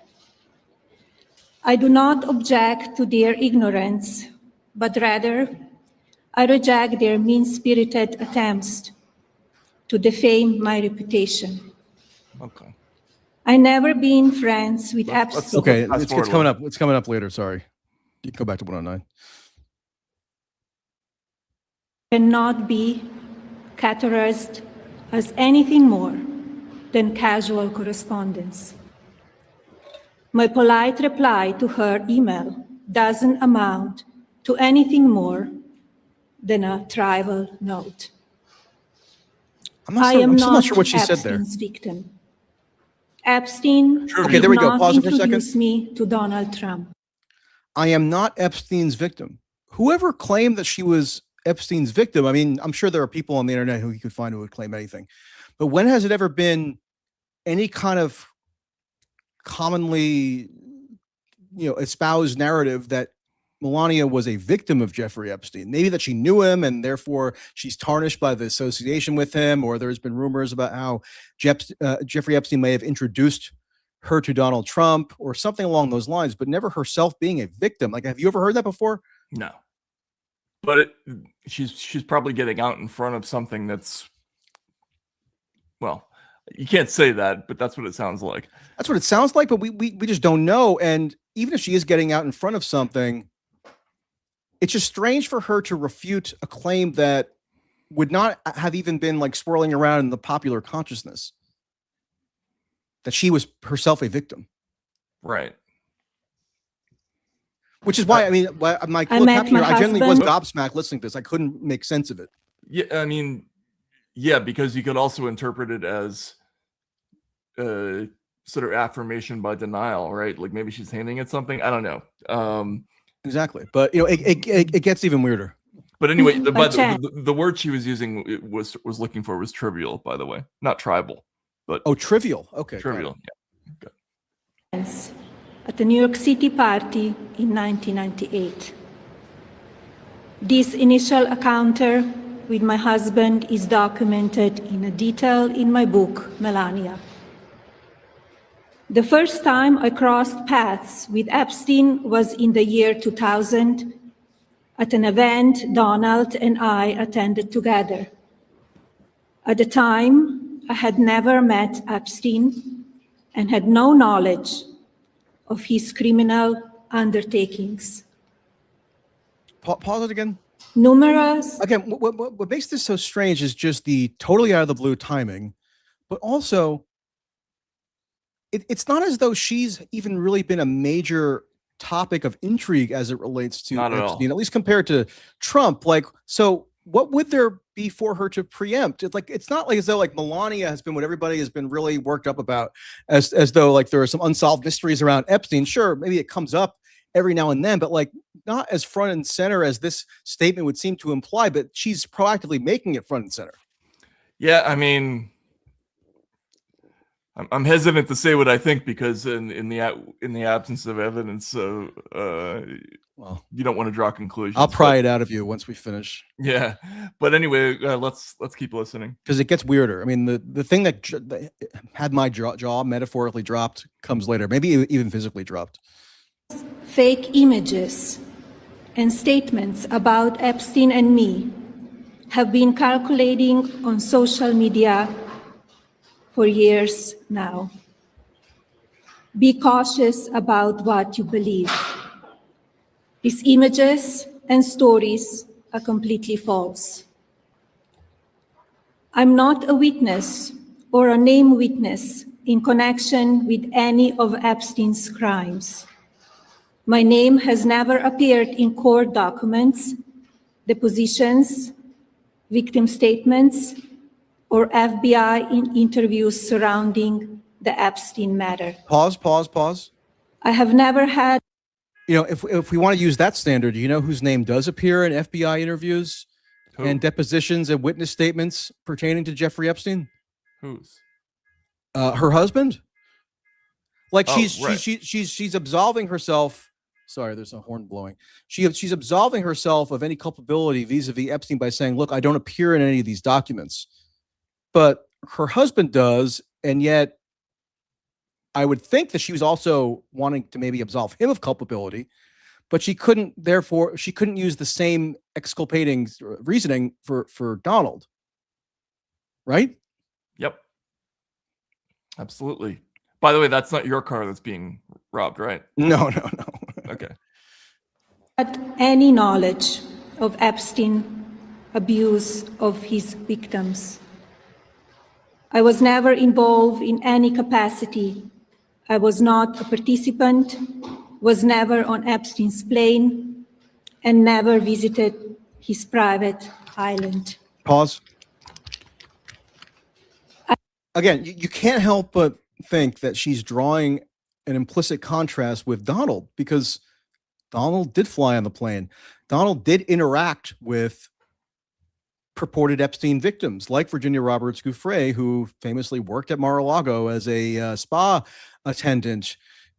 Epstein also, I think, was credibly alleged by one of the purported victims who testified in the Maxwell trial, Nadia Bjorlin, the Days of Our Lives soap opera actress, as having been introduced by Epstein to Trump in Palm Beach, not alleging wrongdoing sexually by Trump, but Trump did observe that person at one point, right? But so she's saying, I didn't do all this stuff that my husband did do, right? Which just, raises the question, okay, No, so if you had done that stuff and that's supposed to be suggestive of some kind of complicity, then that would all apply to Donald.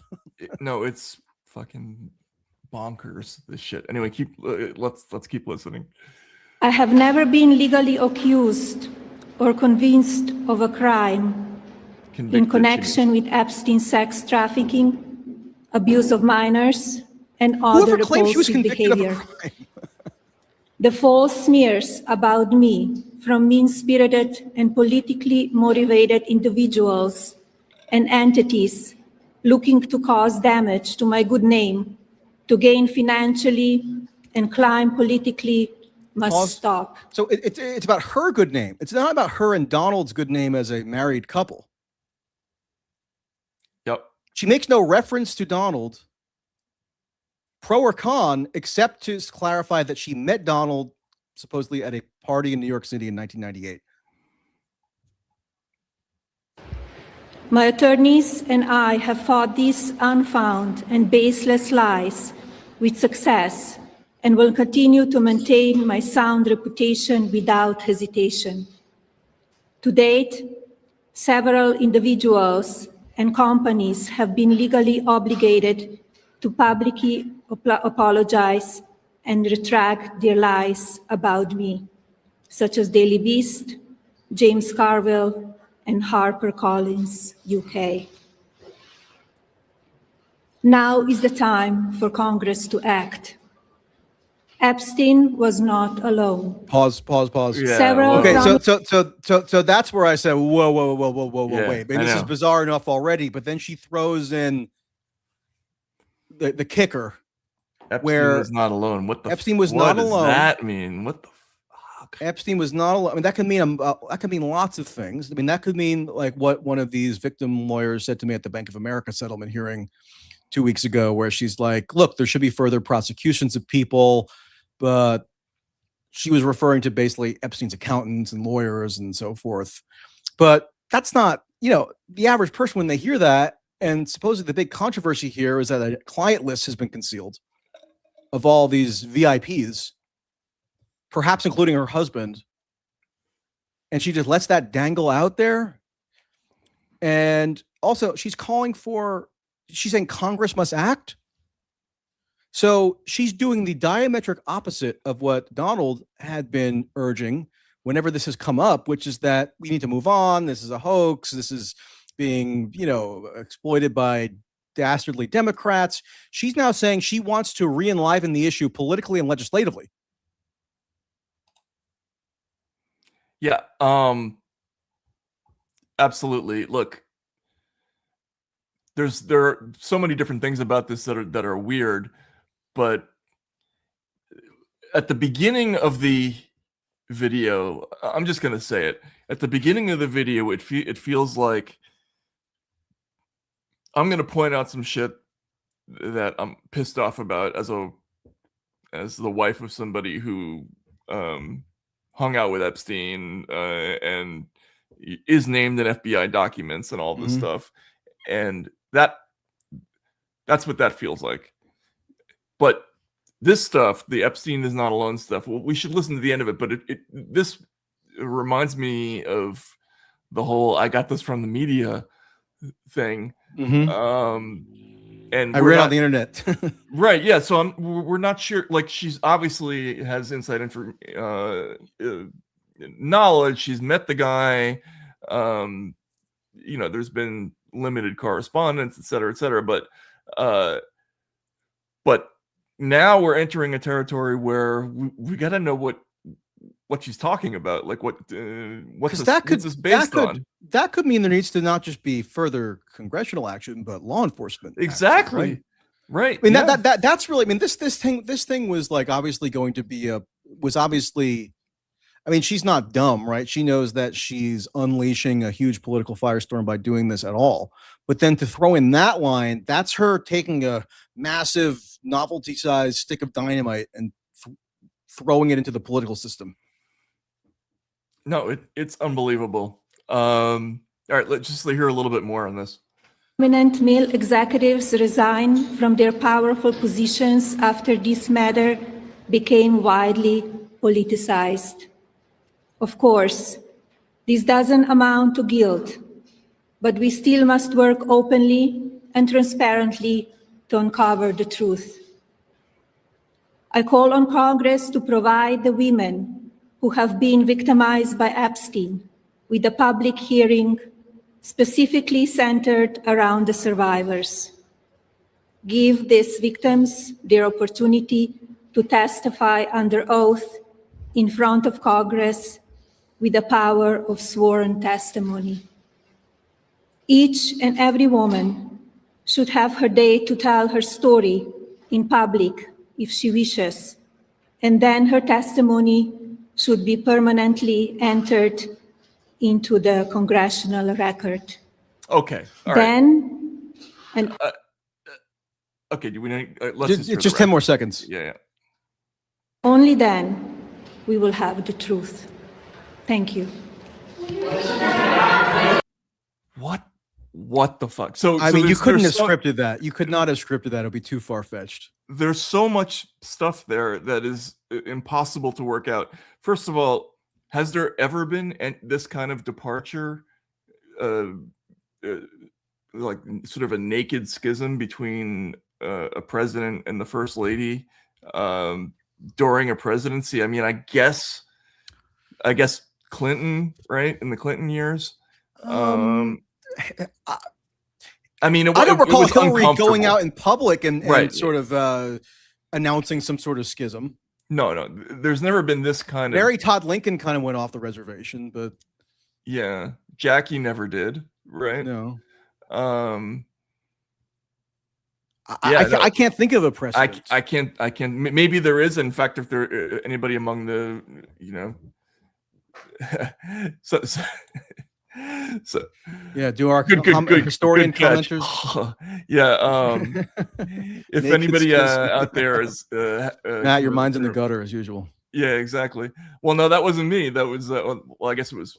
And also, think about this a little bit, a little more politically as well, right? So there are some Republicans in Congress who, especially in the House, who of anybody are the most responsive to Trump or the most beholden by the incentives politically that are flowing from Trump. If they can't win a Republican primary and be oppositional to Trump, really, But let's say there's some segment of them that did want to actually get more deeply involved in Epstein, maybe because some of their constituents have been demanding it, or they're disenchanted, or they don't like how it's been handled. Now they have the perfect political cover to actually seize the issue a little bit more fulsomely, because they're saying, look, they're just taking the directive from Melania. I know. Which is nuts, because it's the last thing the White House should want, right? Which is why he apparently didn't even get a. I mean, so it's sort of unclear the way it was initially reported. There were reporters saying that Trump had no foreknowledge of this at all, and then another report said, oh, he had a heads up, which could just mean Melania's press staff gave an indirect heads up that she was going to come out and say something. It's almost impossible to imagine that like they had a long conversation to consider whether or not this was the right thing to do, and then they jointly decided, yeah, go out and make a random statement about Jeffrey Epstein right after the Iran ceasefire. And then meanwhile, the ironic punchline to all this is from NBC. A group of Epstein survivors, including Danielle Bensky and Annie Farmer, as well as the late Virginia Giuffre's relatives Sky and Amanda Roberts, dismissed the First Lady's call for a survivor-focused public hearing. Survivors of Jeffrey Epstein have already shown extraordinary courage by coming forward, filing reports, and giving testimony. Asking more of them now is a deflection of responsibility, not justice. First Lady Melania Trump is now shifting the burden onto survivors under politicized conditions that protect those with power. So okay, I'm sure there are some of them who would do it though. It's like she's calling for right. No, I know. It's just funny. I know that of course that's also ironic. But like, what is she calling for there?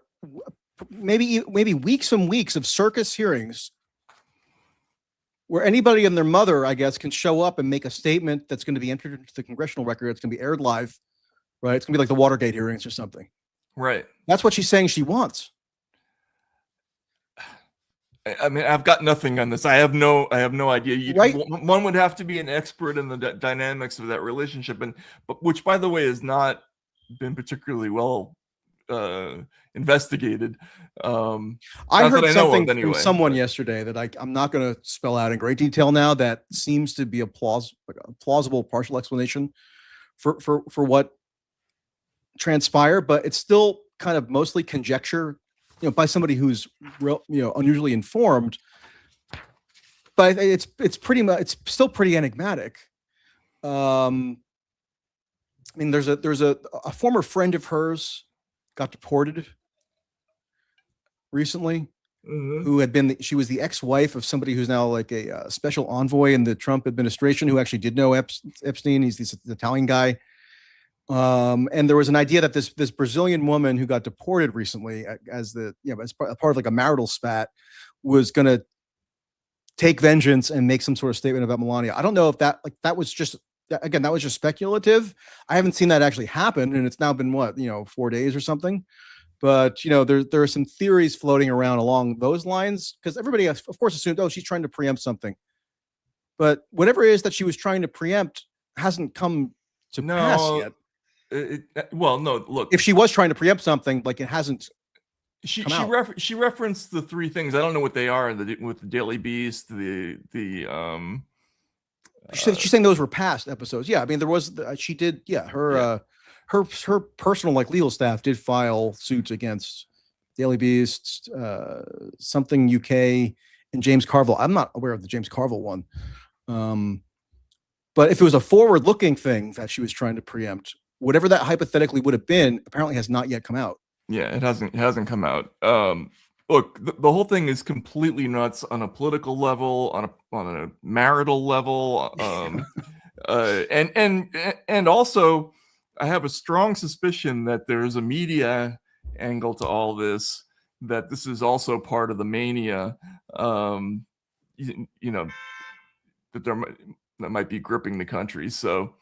Okay. Carville apologizes, pulls YouTube video from after letter from Melania lawyer. Okay, I think I might vaguely remember this. Yeah. What did he say? After a podcast tied to Epstein's dealings after legal pushback. I don't know. We'd have to go back and I bet you. I mean, I would think he probably said something like, "Oh, Melania was introduced by Epstein to Trump," or Melania was in the same modeling trafficking circles, or something like that. Oh, okay, yeah. He took issue with a segment in which Carville discussed how Melania had met Epstein. Oh, there you go. Look, all right. Well, whatever. That's not enough to. That was from August of last year. Yeah, to provoke this kind of thing, it's Paolo really Zampoli. weird. That's the guy. That's a commenter just reminded me of the exact name. Yeah, it's impossible to make any sense of this on the surface. I haven't seen anybody really do it. Other than that, it's a plot twist that again could not have been scripted because it would have been too far fetched. Hold on a second. So what? Why can't she talk about herself without invoking her husband? Because it's fucking weird. Folks, have you ever been around the White House? Nothing happens that is not scripted 50 times in advance. At least in the pre-Trump era, there is no such thing as spontaneity, and when it comes to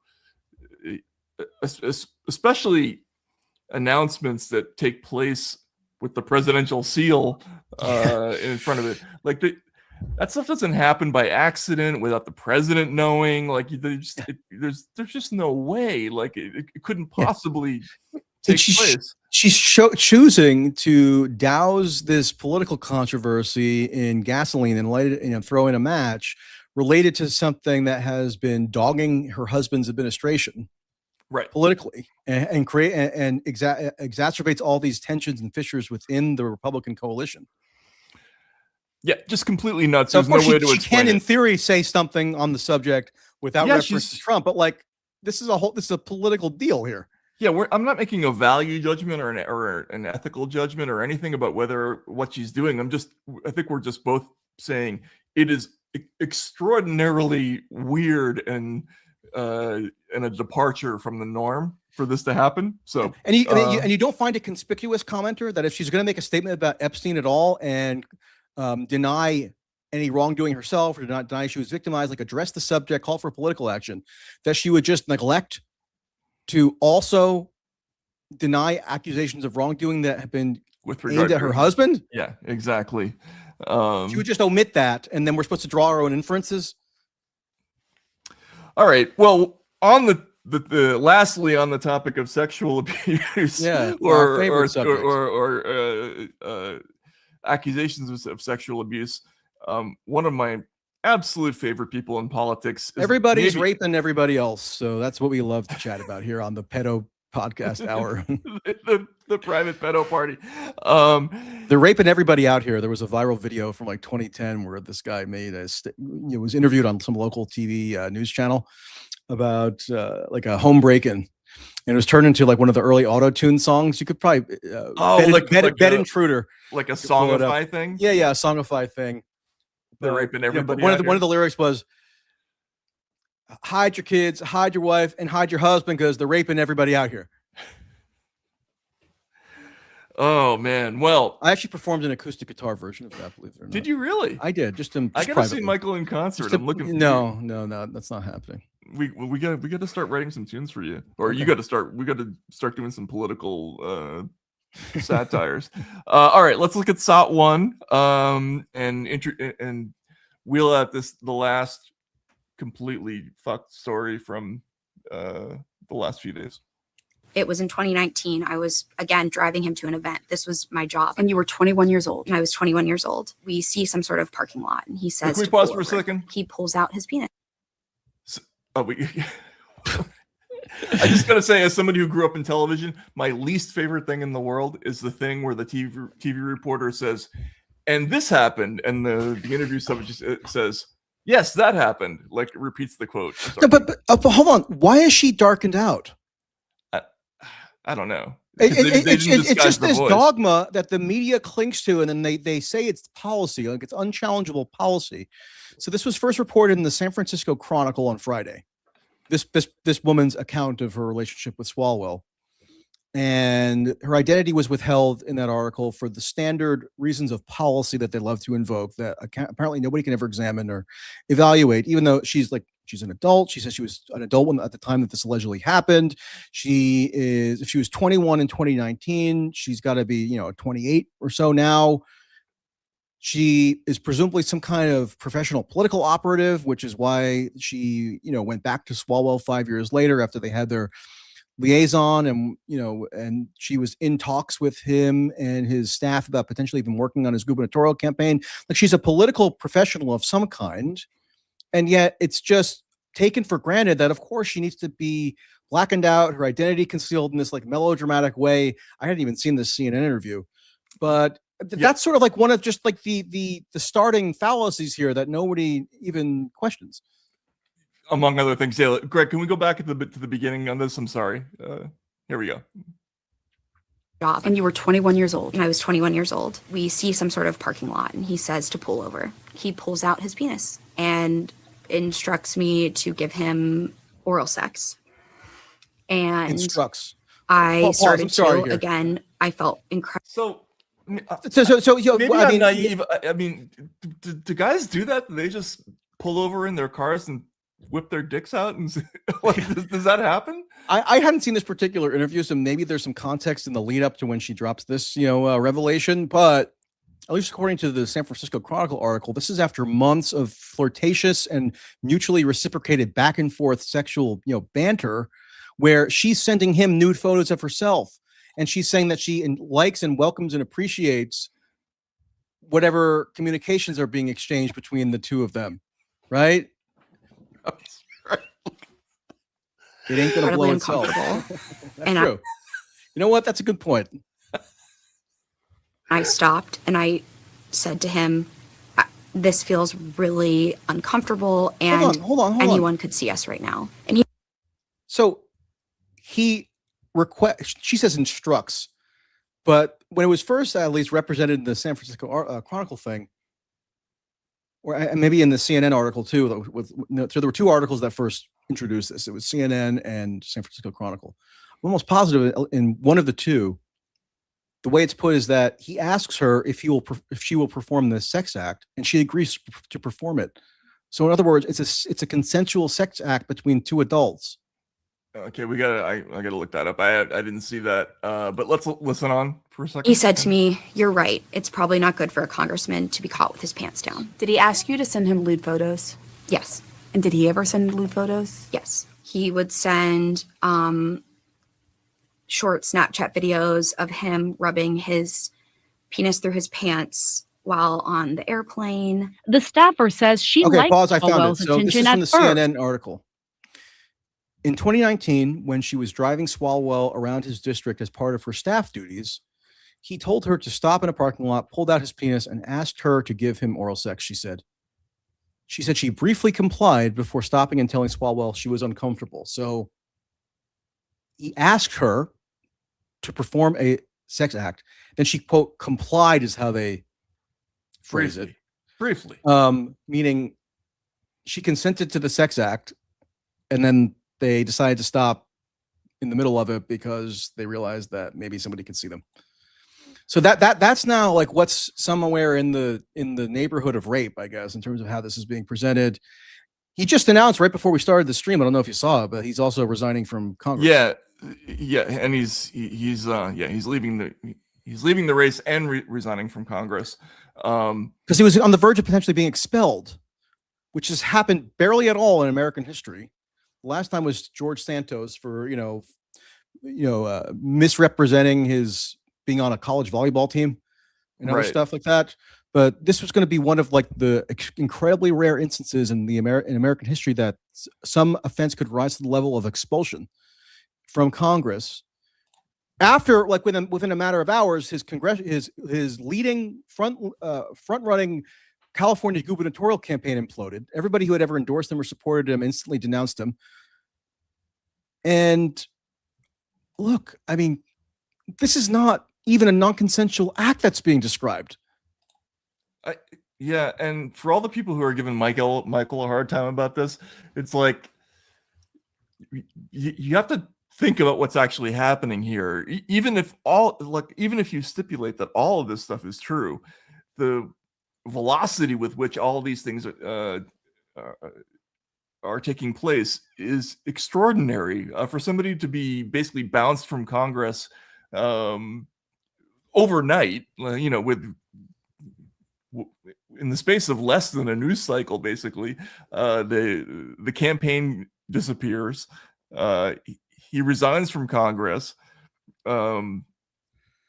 after denying everything, and here's how the San Francisco Chronicle article puts it, because this was the first article of all, right? This was in the headline here.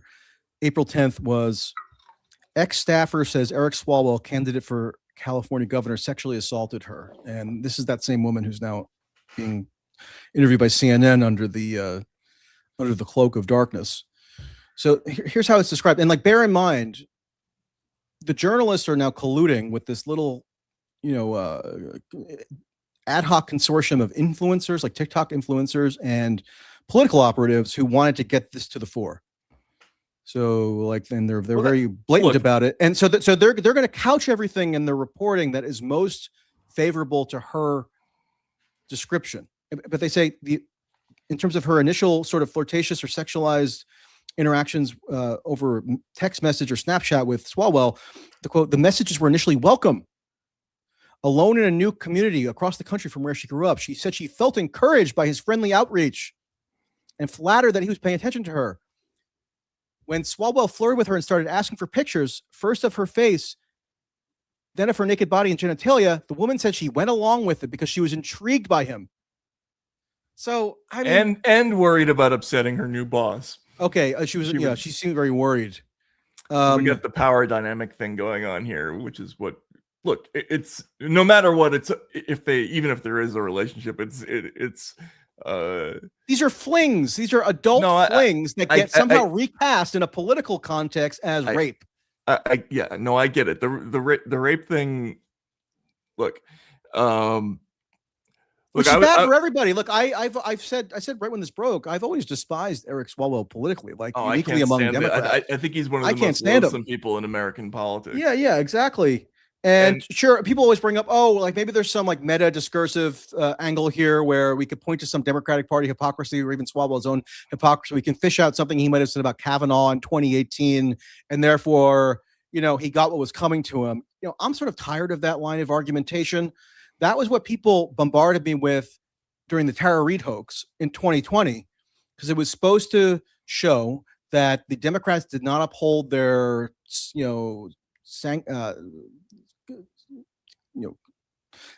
consecrated Me Too standards when evaluating that claim because it could have politically damaged Biden. Okay, fine. Like maybe like Alyssa Milano and other hack Democrats are inconsistent in their application of these standards.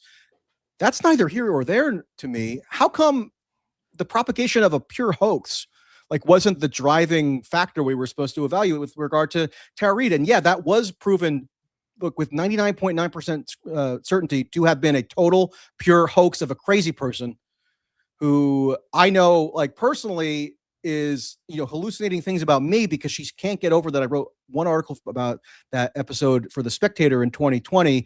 And then she thinks I'm following her around and surreptitiously videotaping her and threatening her pets.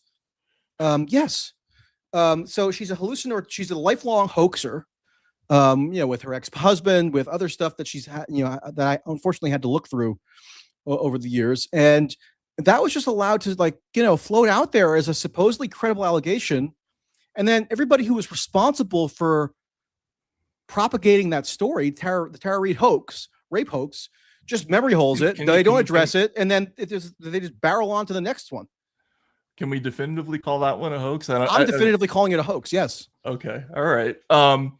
Well, look, I stayed away from that story and I won't get into why. I was at Rolling Stone. I was actually not at Rolling Stone. I returned to Rolling Stone just as the UVA thing blew up or was blowing up. Remember that story? The Sabrina Ederle story. Yes, yeah. That was 24. You returned in 2014 to Rolling Stone. Yes, I left briefly to do. To do the racket first look thing, right? Yeah, exactly. The first look thing. And when I came back was just after that blew up. Yeah. And I got a tremendous amount of trouble. I defended the magazine initially pretty strongly, and then was asked about it on television, and there were people asking these a lot of probing questions, like what would you have done in this situation? And I said something to the effect of, well, you know, there are lots of ways to come at the campus date rape problem, and it would have been probably easier for the magazine's point of view to deal with adjudicated cases, because there are plenty of them out there already. And that was interpreted as, you don't believe the women, and you know, there was blowback to that. But the reality of that story was that, you know, everybody got paralyzed in this frame of mind that we have to affirm all the accusations, and the blunder, you know, is massively more consequential than telling a true story, right?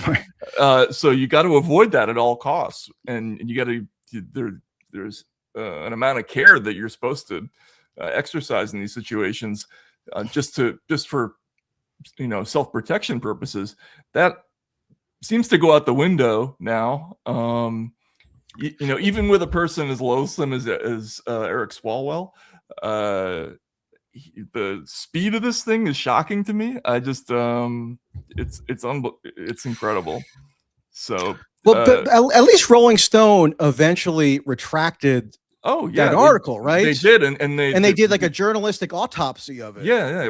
That we discussed it. We got the Columbia Journalism Review to come in. But in this alt media podcast, you know, milieu, nobody has taken any account whatsoever of their responsibility for propagating the Tara Reade hoax.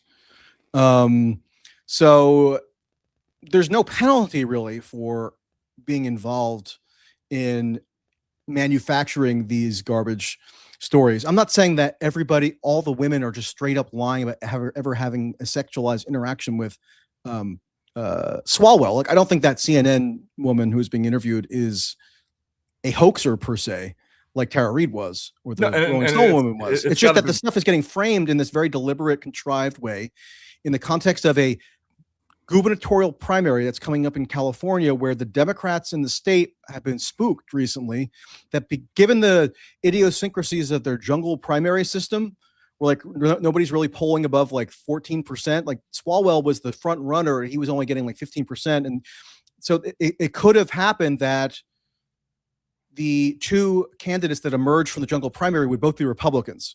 So there's been talk about how they need to consolidate around a Democratic candidate. And that is what seems to have, at least in large part, catalyzed this effort that was sort of like burbling behind the scenes for a while on social media and on TikTok and amongst these like operatives and influencers who were coordinating amongst themselves, and finally burst open. And it's just all taken with like total and complete credulity in every possible respect, where, you know, especially like the male Democrats who had endorsed Swalwell and even had co-chaired his campaign, like Adam Schiff, who I again also despise, or Ruben Gallego, like who's going to be, you know, probably running for president himself. Like, they have to be even more hypersensitive, where it's like, you know, it's almost like being told that there is a nuclear tip ballistic missile headed toward your office or something. That's like the urgency with which you have to address something like this coming out, because they can't stand to wait even another hour politically where their endorsement of this guy stands. Yeah, exactly. So just to be clear, like from my point of view, all of the interactions with the TikTok influencers and the journalists, that could mean a huge range of things. It could mean that this is a long suppressed true story that people have worked to bring to the surface. I don't know enough about it yet. I only just got back from vacation. But it could also be politically motivated. There's a whole mountain of things that are in play, and that's why the speed of this is incredible. Like, as you say, there isn't even a day to sift through, well, is this true or not? Like, or you know, like there isn't even a moment of contemplation about it. other people came forward and it was over. He was vaporized instantly. Yeah, other people, quote, came forward in this same, like, I thought people were would maybe have been a little bit more primed to look skeptically on this same pattern playing out, where if additional accusers, quote, come forward, then that automatically, gets the snowball rolling, and it flattens everybody in its path, because people came forward and alleged what exactly? Like, shouldn't we know a little bit about the details rather than just we know that other people supposedly came forward? Because if you look at this CNN article, I mean, it's farcical in terms of what the other people who came forward have alleged. Like, here's one of the additional 3 that came forward after this first woman who claims that she was raped. None of the additional 3 claim that they were raped. So here's another one. Various kinds of sexual misconduct. Sexual misconduct, but what does that even mean? Sexual misconduct. It's a weasel word. Sexual misconduct could, that could mean anything. I mean, but if you lump it together with rape, then people understand it to mean something that's non-consensual or illicit or abusive or physically violative. So another one of these supposedly like corroborating people, women who come out the woodworks and therefore give credence to the initial accuser, says that basically in 2025, Swallwell messaged her on one of these apps or on Instagram. They developed a rapport. He tells her at one point that he's in her city and asks if she wants to meet for dinner and drinks. So basically asking her on a date. And yeah, he's married. So if you want to moralize about that, go ahead. I mean, I think it's pretty clear that he is sort of reckless in his personal conduct to some extent, just by exposing himself to this potential liability. But that's a long way from rape, right? So they meet for dinner and drinks. They then go to a bar. They continue having drinks. He says he was sitting against me, so I kind of moved away from him. Every time that I would move away from him, he would get closer to me. But they kept ordering drinks, and then there's another one. It's like a date, and then he kisses her. She accepts the kiss, and they end up having sex. And afterwards, she basically starts feeling bad about it because she knows he's married, so she feels, quote, emotionally vulnerable. I mean, she could have alleged presumably that the sexual encounter was rape, if that's what she's alleging it to have been, but that's not claimed here. And then, like, she basically says that she had heard him, and then he says, "I won't bother you again, sorry." But then she continued to try to message him and exchange, friendly, texts, and blah blah blah blah. It's kind of like silly that we're even privy to this in terms of romantic or sexual activity between adults, but it's used as this phony corroboration for the initial, more grave allegation, which is the same Me Too sort of playbook. Look, if you're willing to just ignore that or overlook that just because you don't like Eric Swalwell, fine. But the principle, I think, also has to be objected to, because it's journalistic malfeasance, and it breeds all this crazy irrationality where, like, you can't even take a moment to contemplate whether the conduct being alleged rises to the level of all these extreme retaliatory actions being taken, where, when somebody gets expelled from Congress or even has to resign, as he's now done, under threat of expulsion, that creates a precedent for all of Congress. Yeah, I mean, how long did it take for the Anthony Weiner thing to... it had to pause to not use a that dragged on for a sexually suggestive verb. But that wasn't even about rape. That was just about him sending, photos of his underpants. Right, but there's a similar allegation with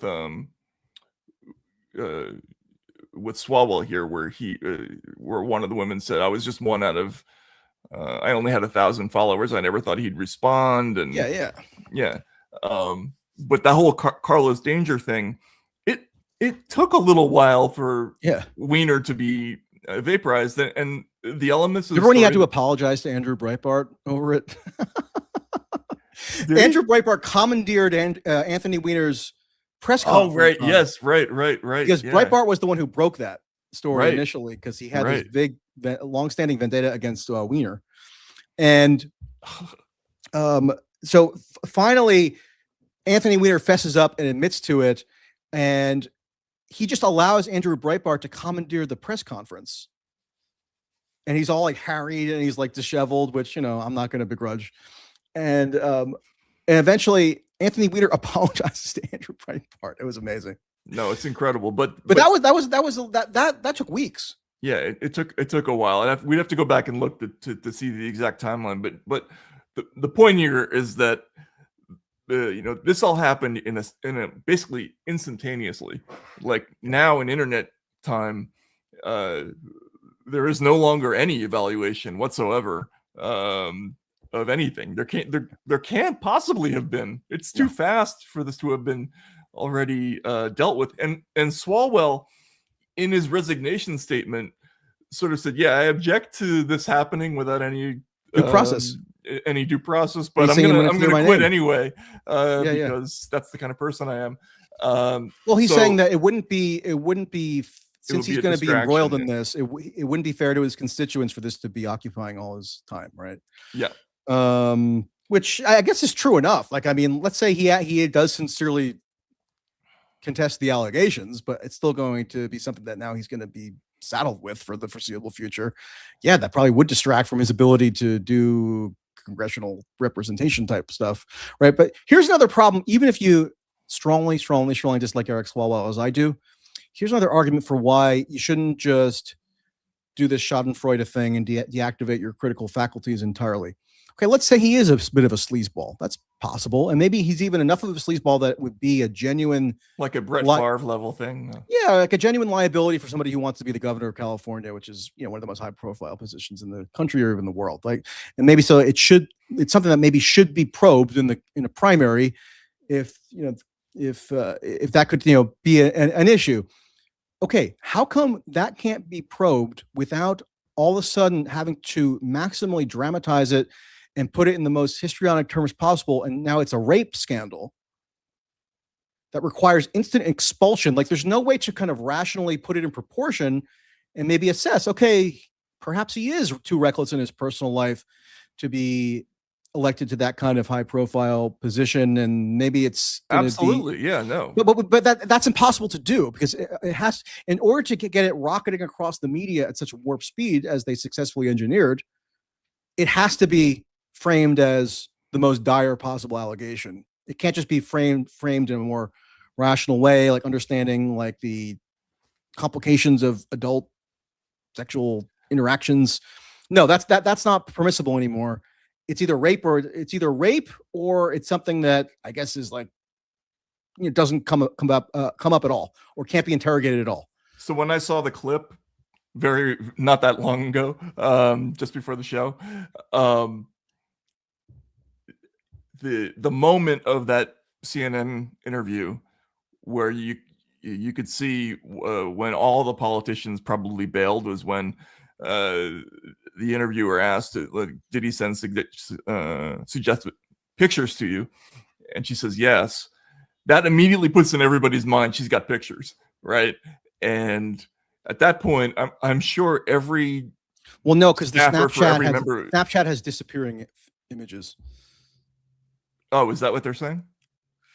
Yeah, I mean, I think that was clarified already. Like, she doesn't have them because they're using Snapchat, which has like as a sort of a feature of the app that they're disappearing messages, right? Oh, okay. Well, in that case, then I can't explain. You're like, there's no way to possibly account for the velocity of this thing.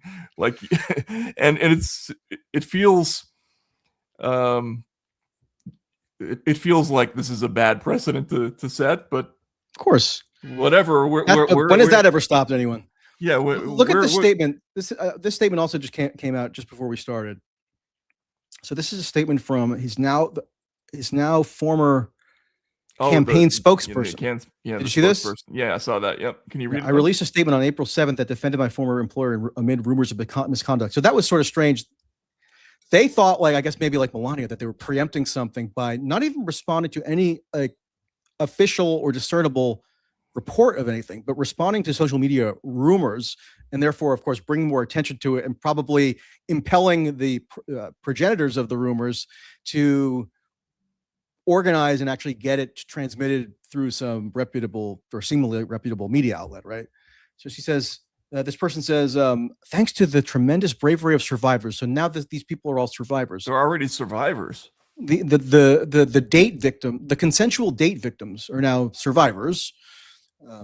Thanks to the tremendous bravery of survivors, former colleagues, and others who have come forward since that time, we now know there is absolutely nothing to defend. I am deeply sorry if my words... How do we know that already? Yeah, how do we know that? I am deeply sorry if my words contributed to the already toxic discourse that protects those in power. I don't know. Was Eric Swallwell protected by any toxic discourse? I don't know. It seems like people couldn't wait to to shiv him at a moment's him and notice. like anybody else who's been connected to the Epstein thing or whatever. Yeah. Like, and then this person, I guess this is a guy, so of course he has to be even more florid with the language. I offer my most fervent prayers of support to all survivors of sexual abuse. yeah, the survivors term has become like a holy incantation.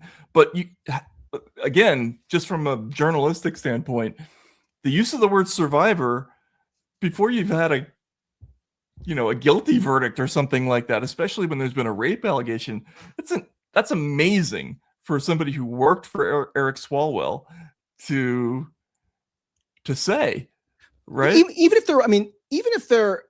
if you want to argue that we shouldn't have to wait for a formal legal verdict to anoint somebody a survivor, which then puts them in this hollowed class of, people that we're all supposed to be constantly holding up the voices of and structuring society in order to, ostentatiously support. And again, it's a creepy quirk of the new lexicon anyway, because it seems to me to invoke like Holocaust survivors or some sort of like historic atrocity that these people are now also victims of. That's like on the order of something like Holocaust survivor, right? But even if you want to say that, like we're not lawyers, we're not prosecutors, we don't have to wait for there to be a formal legal verdict before we can call somebody a survivor. Okay. So then maybe it should be a little bit contingent on the actual severity of the conduct that's being alleged, but it's not, because there's no way that any of what's even alleged could possibly rise to the level of survivorship.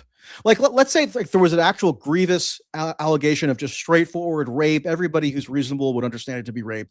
And let's say there's no guilty verdict. It won't be for another couple months, but like the evidence is overwhelming. Okay. I still might probably advise some caution, but if you want to call somebody a survivor in that circumstance, maybe more defensible. This stuff is basically a guy having flings with adult women who are enamored of him, it seems, but then, started to feel conflicted about it because he's married, who then all of a sudden, because they were hearing rumors on social media, according to one person, and never would have otherwise thought to even bring this up, much less frame it as something abusive. But they all get together, and now this stuff is supposed to be rape. Like that, you can't make a possible argument that this should warrant like automatic ascription of survivorship. It's absurd. Yeah, I mean, what I would add to that is that these are political operatives. That's another crazy thing. Again, the people organizing this, like there was one woman who actually was named, who just like had some flirtatious exchanges with them. Never, alleged anything physical. Ali Samarko, I think her name is. She's now married to one of these top Democratic influencers as well.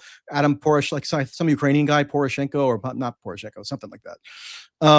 Poroshenko. I mean, her job is literally like she runs communications strategy, on social media for Democrats.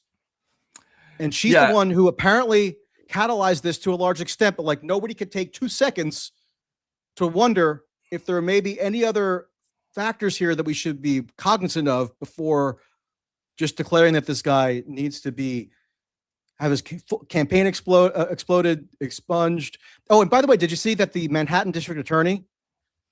No, I didn't see this. What? Alvin Bragg. Mm-hmm. They announced that they've opened a criminal investigation. Oh, right. Yes. Yeah. Yep. Because one of that CNN woman's allegations supposedly took place in Manhattan. So, he's going to be, he's got to like face now criminal charges, expelled from Congress. We have to upend precedent in the House of Representatives to expel him overnight. Campaign imploded. renounced by everybody in the Democratic Party who, you know, say what you will for the Democrats, but when they really want to take collective action, they can. It usually tends to be around this sort of stuff. Yeah, it's just crazy to me. This is all in one day, folks. This story, and my angle on this, and this is the last thing I'll say, is in addition to all the things that you said, there's no possible way that for instance, his former campaign manager or campaign employee could possibly have evaluated all of the evidence, or even or digested the weight of Swallwell's denials. They may very well be bullshit, but there's no possible way to evaluate that in that space of time. You know what that guy did evaluate? He evaluated his own career prospects exactly in the Democratic Party professional class, right? Where he can't have this hanging over his head, so he's got to take some, nobody can have it hanging. Corrective action, right? And it's like Ruben Gallego couldn't wait another minute to disavow, right? Because in the primary, in the presidential primaries, like in a year and a half or 2 years, somebody could say, Senator Gallego, how could you have possibly waited so long to renounce this abuse, this heinous abuser, and stand with the survivors? Meaning, like, the extra half hour that maybe he did wait, that's going to be now a huge political vulnerability for him. Hold on a second. Somebody's actually asking, does Michael know that infidelity is actually illegal? Oh, is it? Can you cite the criminal code? I mean, I do think there are some antiquated laws or on some states' criminal codes that might be on the books. Illegal, make it illegal. Who the fuck knows? But come on. Okay, so then lock up Donald Trump, lock up Gavin Newsom, everybody, lock up Bill Clinton, lock up this Tony Gonzalez guy, who's also now they're saying they might every professional athlete in history. Lock up Nancy Mace. Did she have an affair? Okay, I take that one back. There was some crazy turmoil having to do with a relationship that I think was supposed to involve some kind of. Let's cut this short, because I'm now. If you're saying if this guy's point is that sexual misconduct can rightly encompass now just marital infidelity, then we've undergone like a semantic breakdown, because misconduct definitely connotes, right, something that's coercive or violative or abusive, right? That is, in this some kind of similar category to rape. It's not just you have a moral objection to infidelity. Well, and look, this is the thing that Richard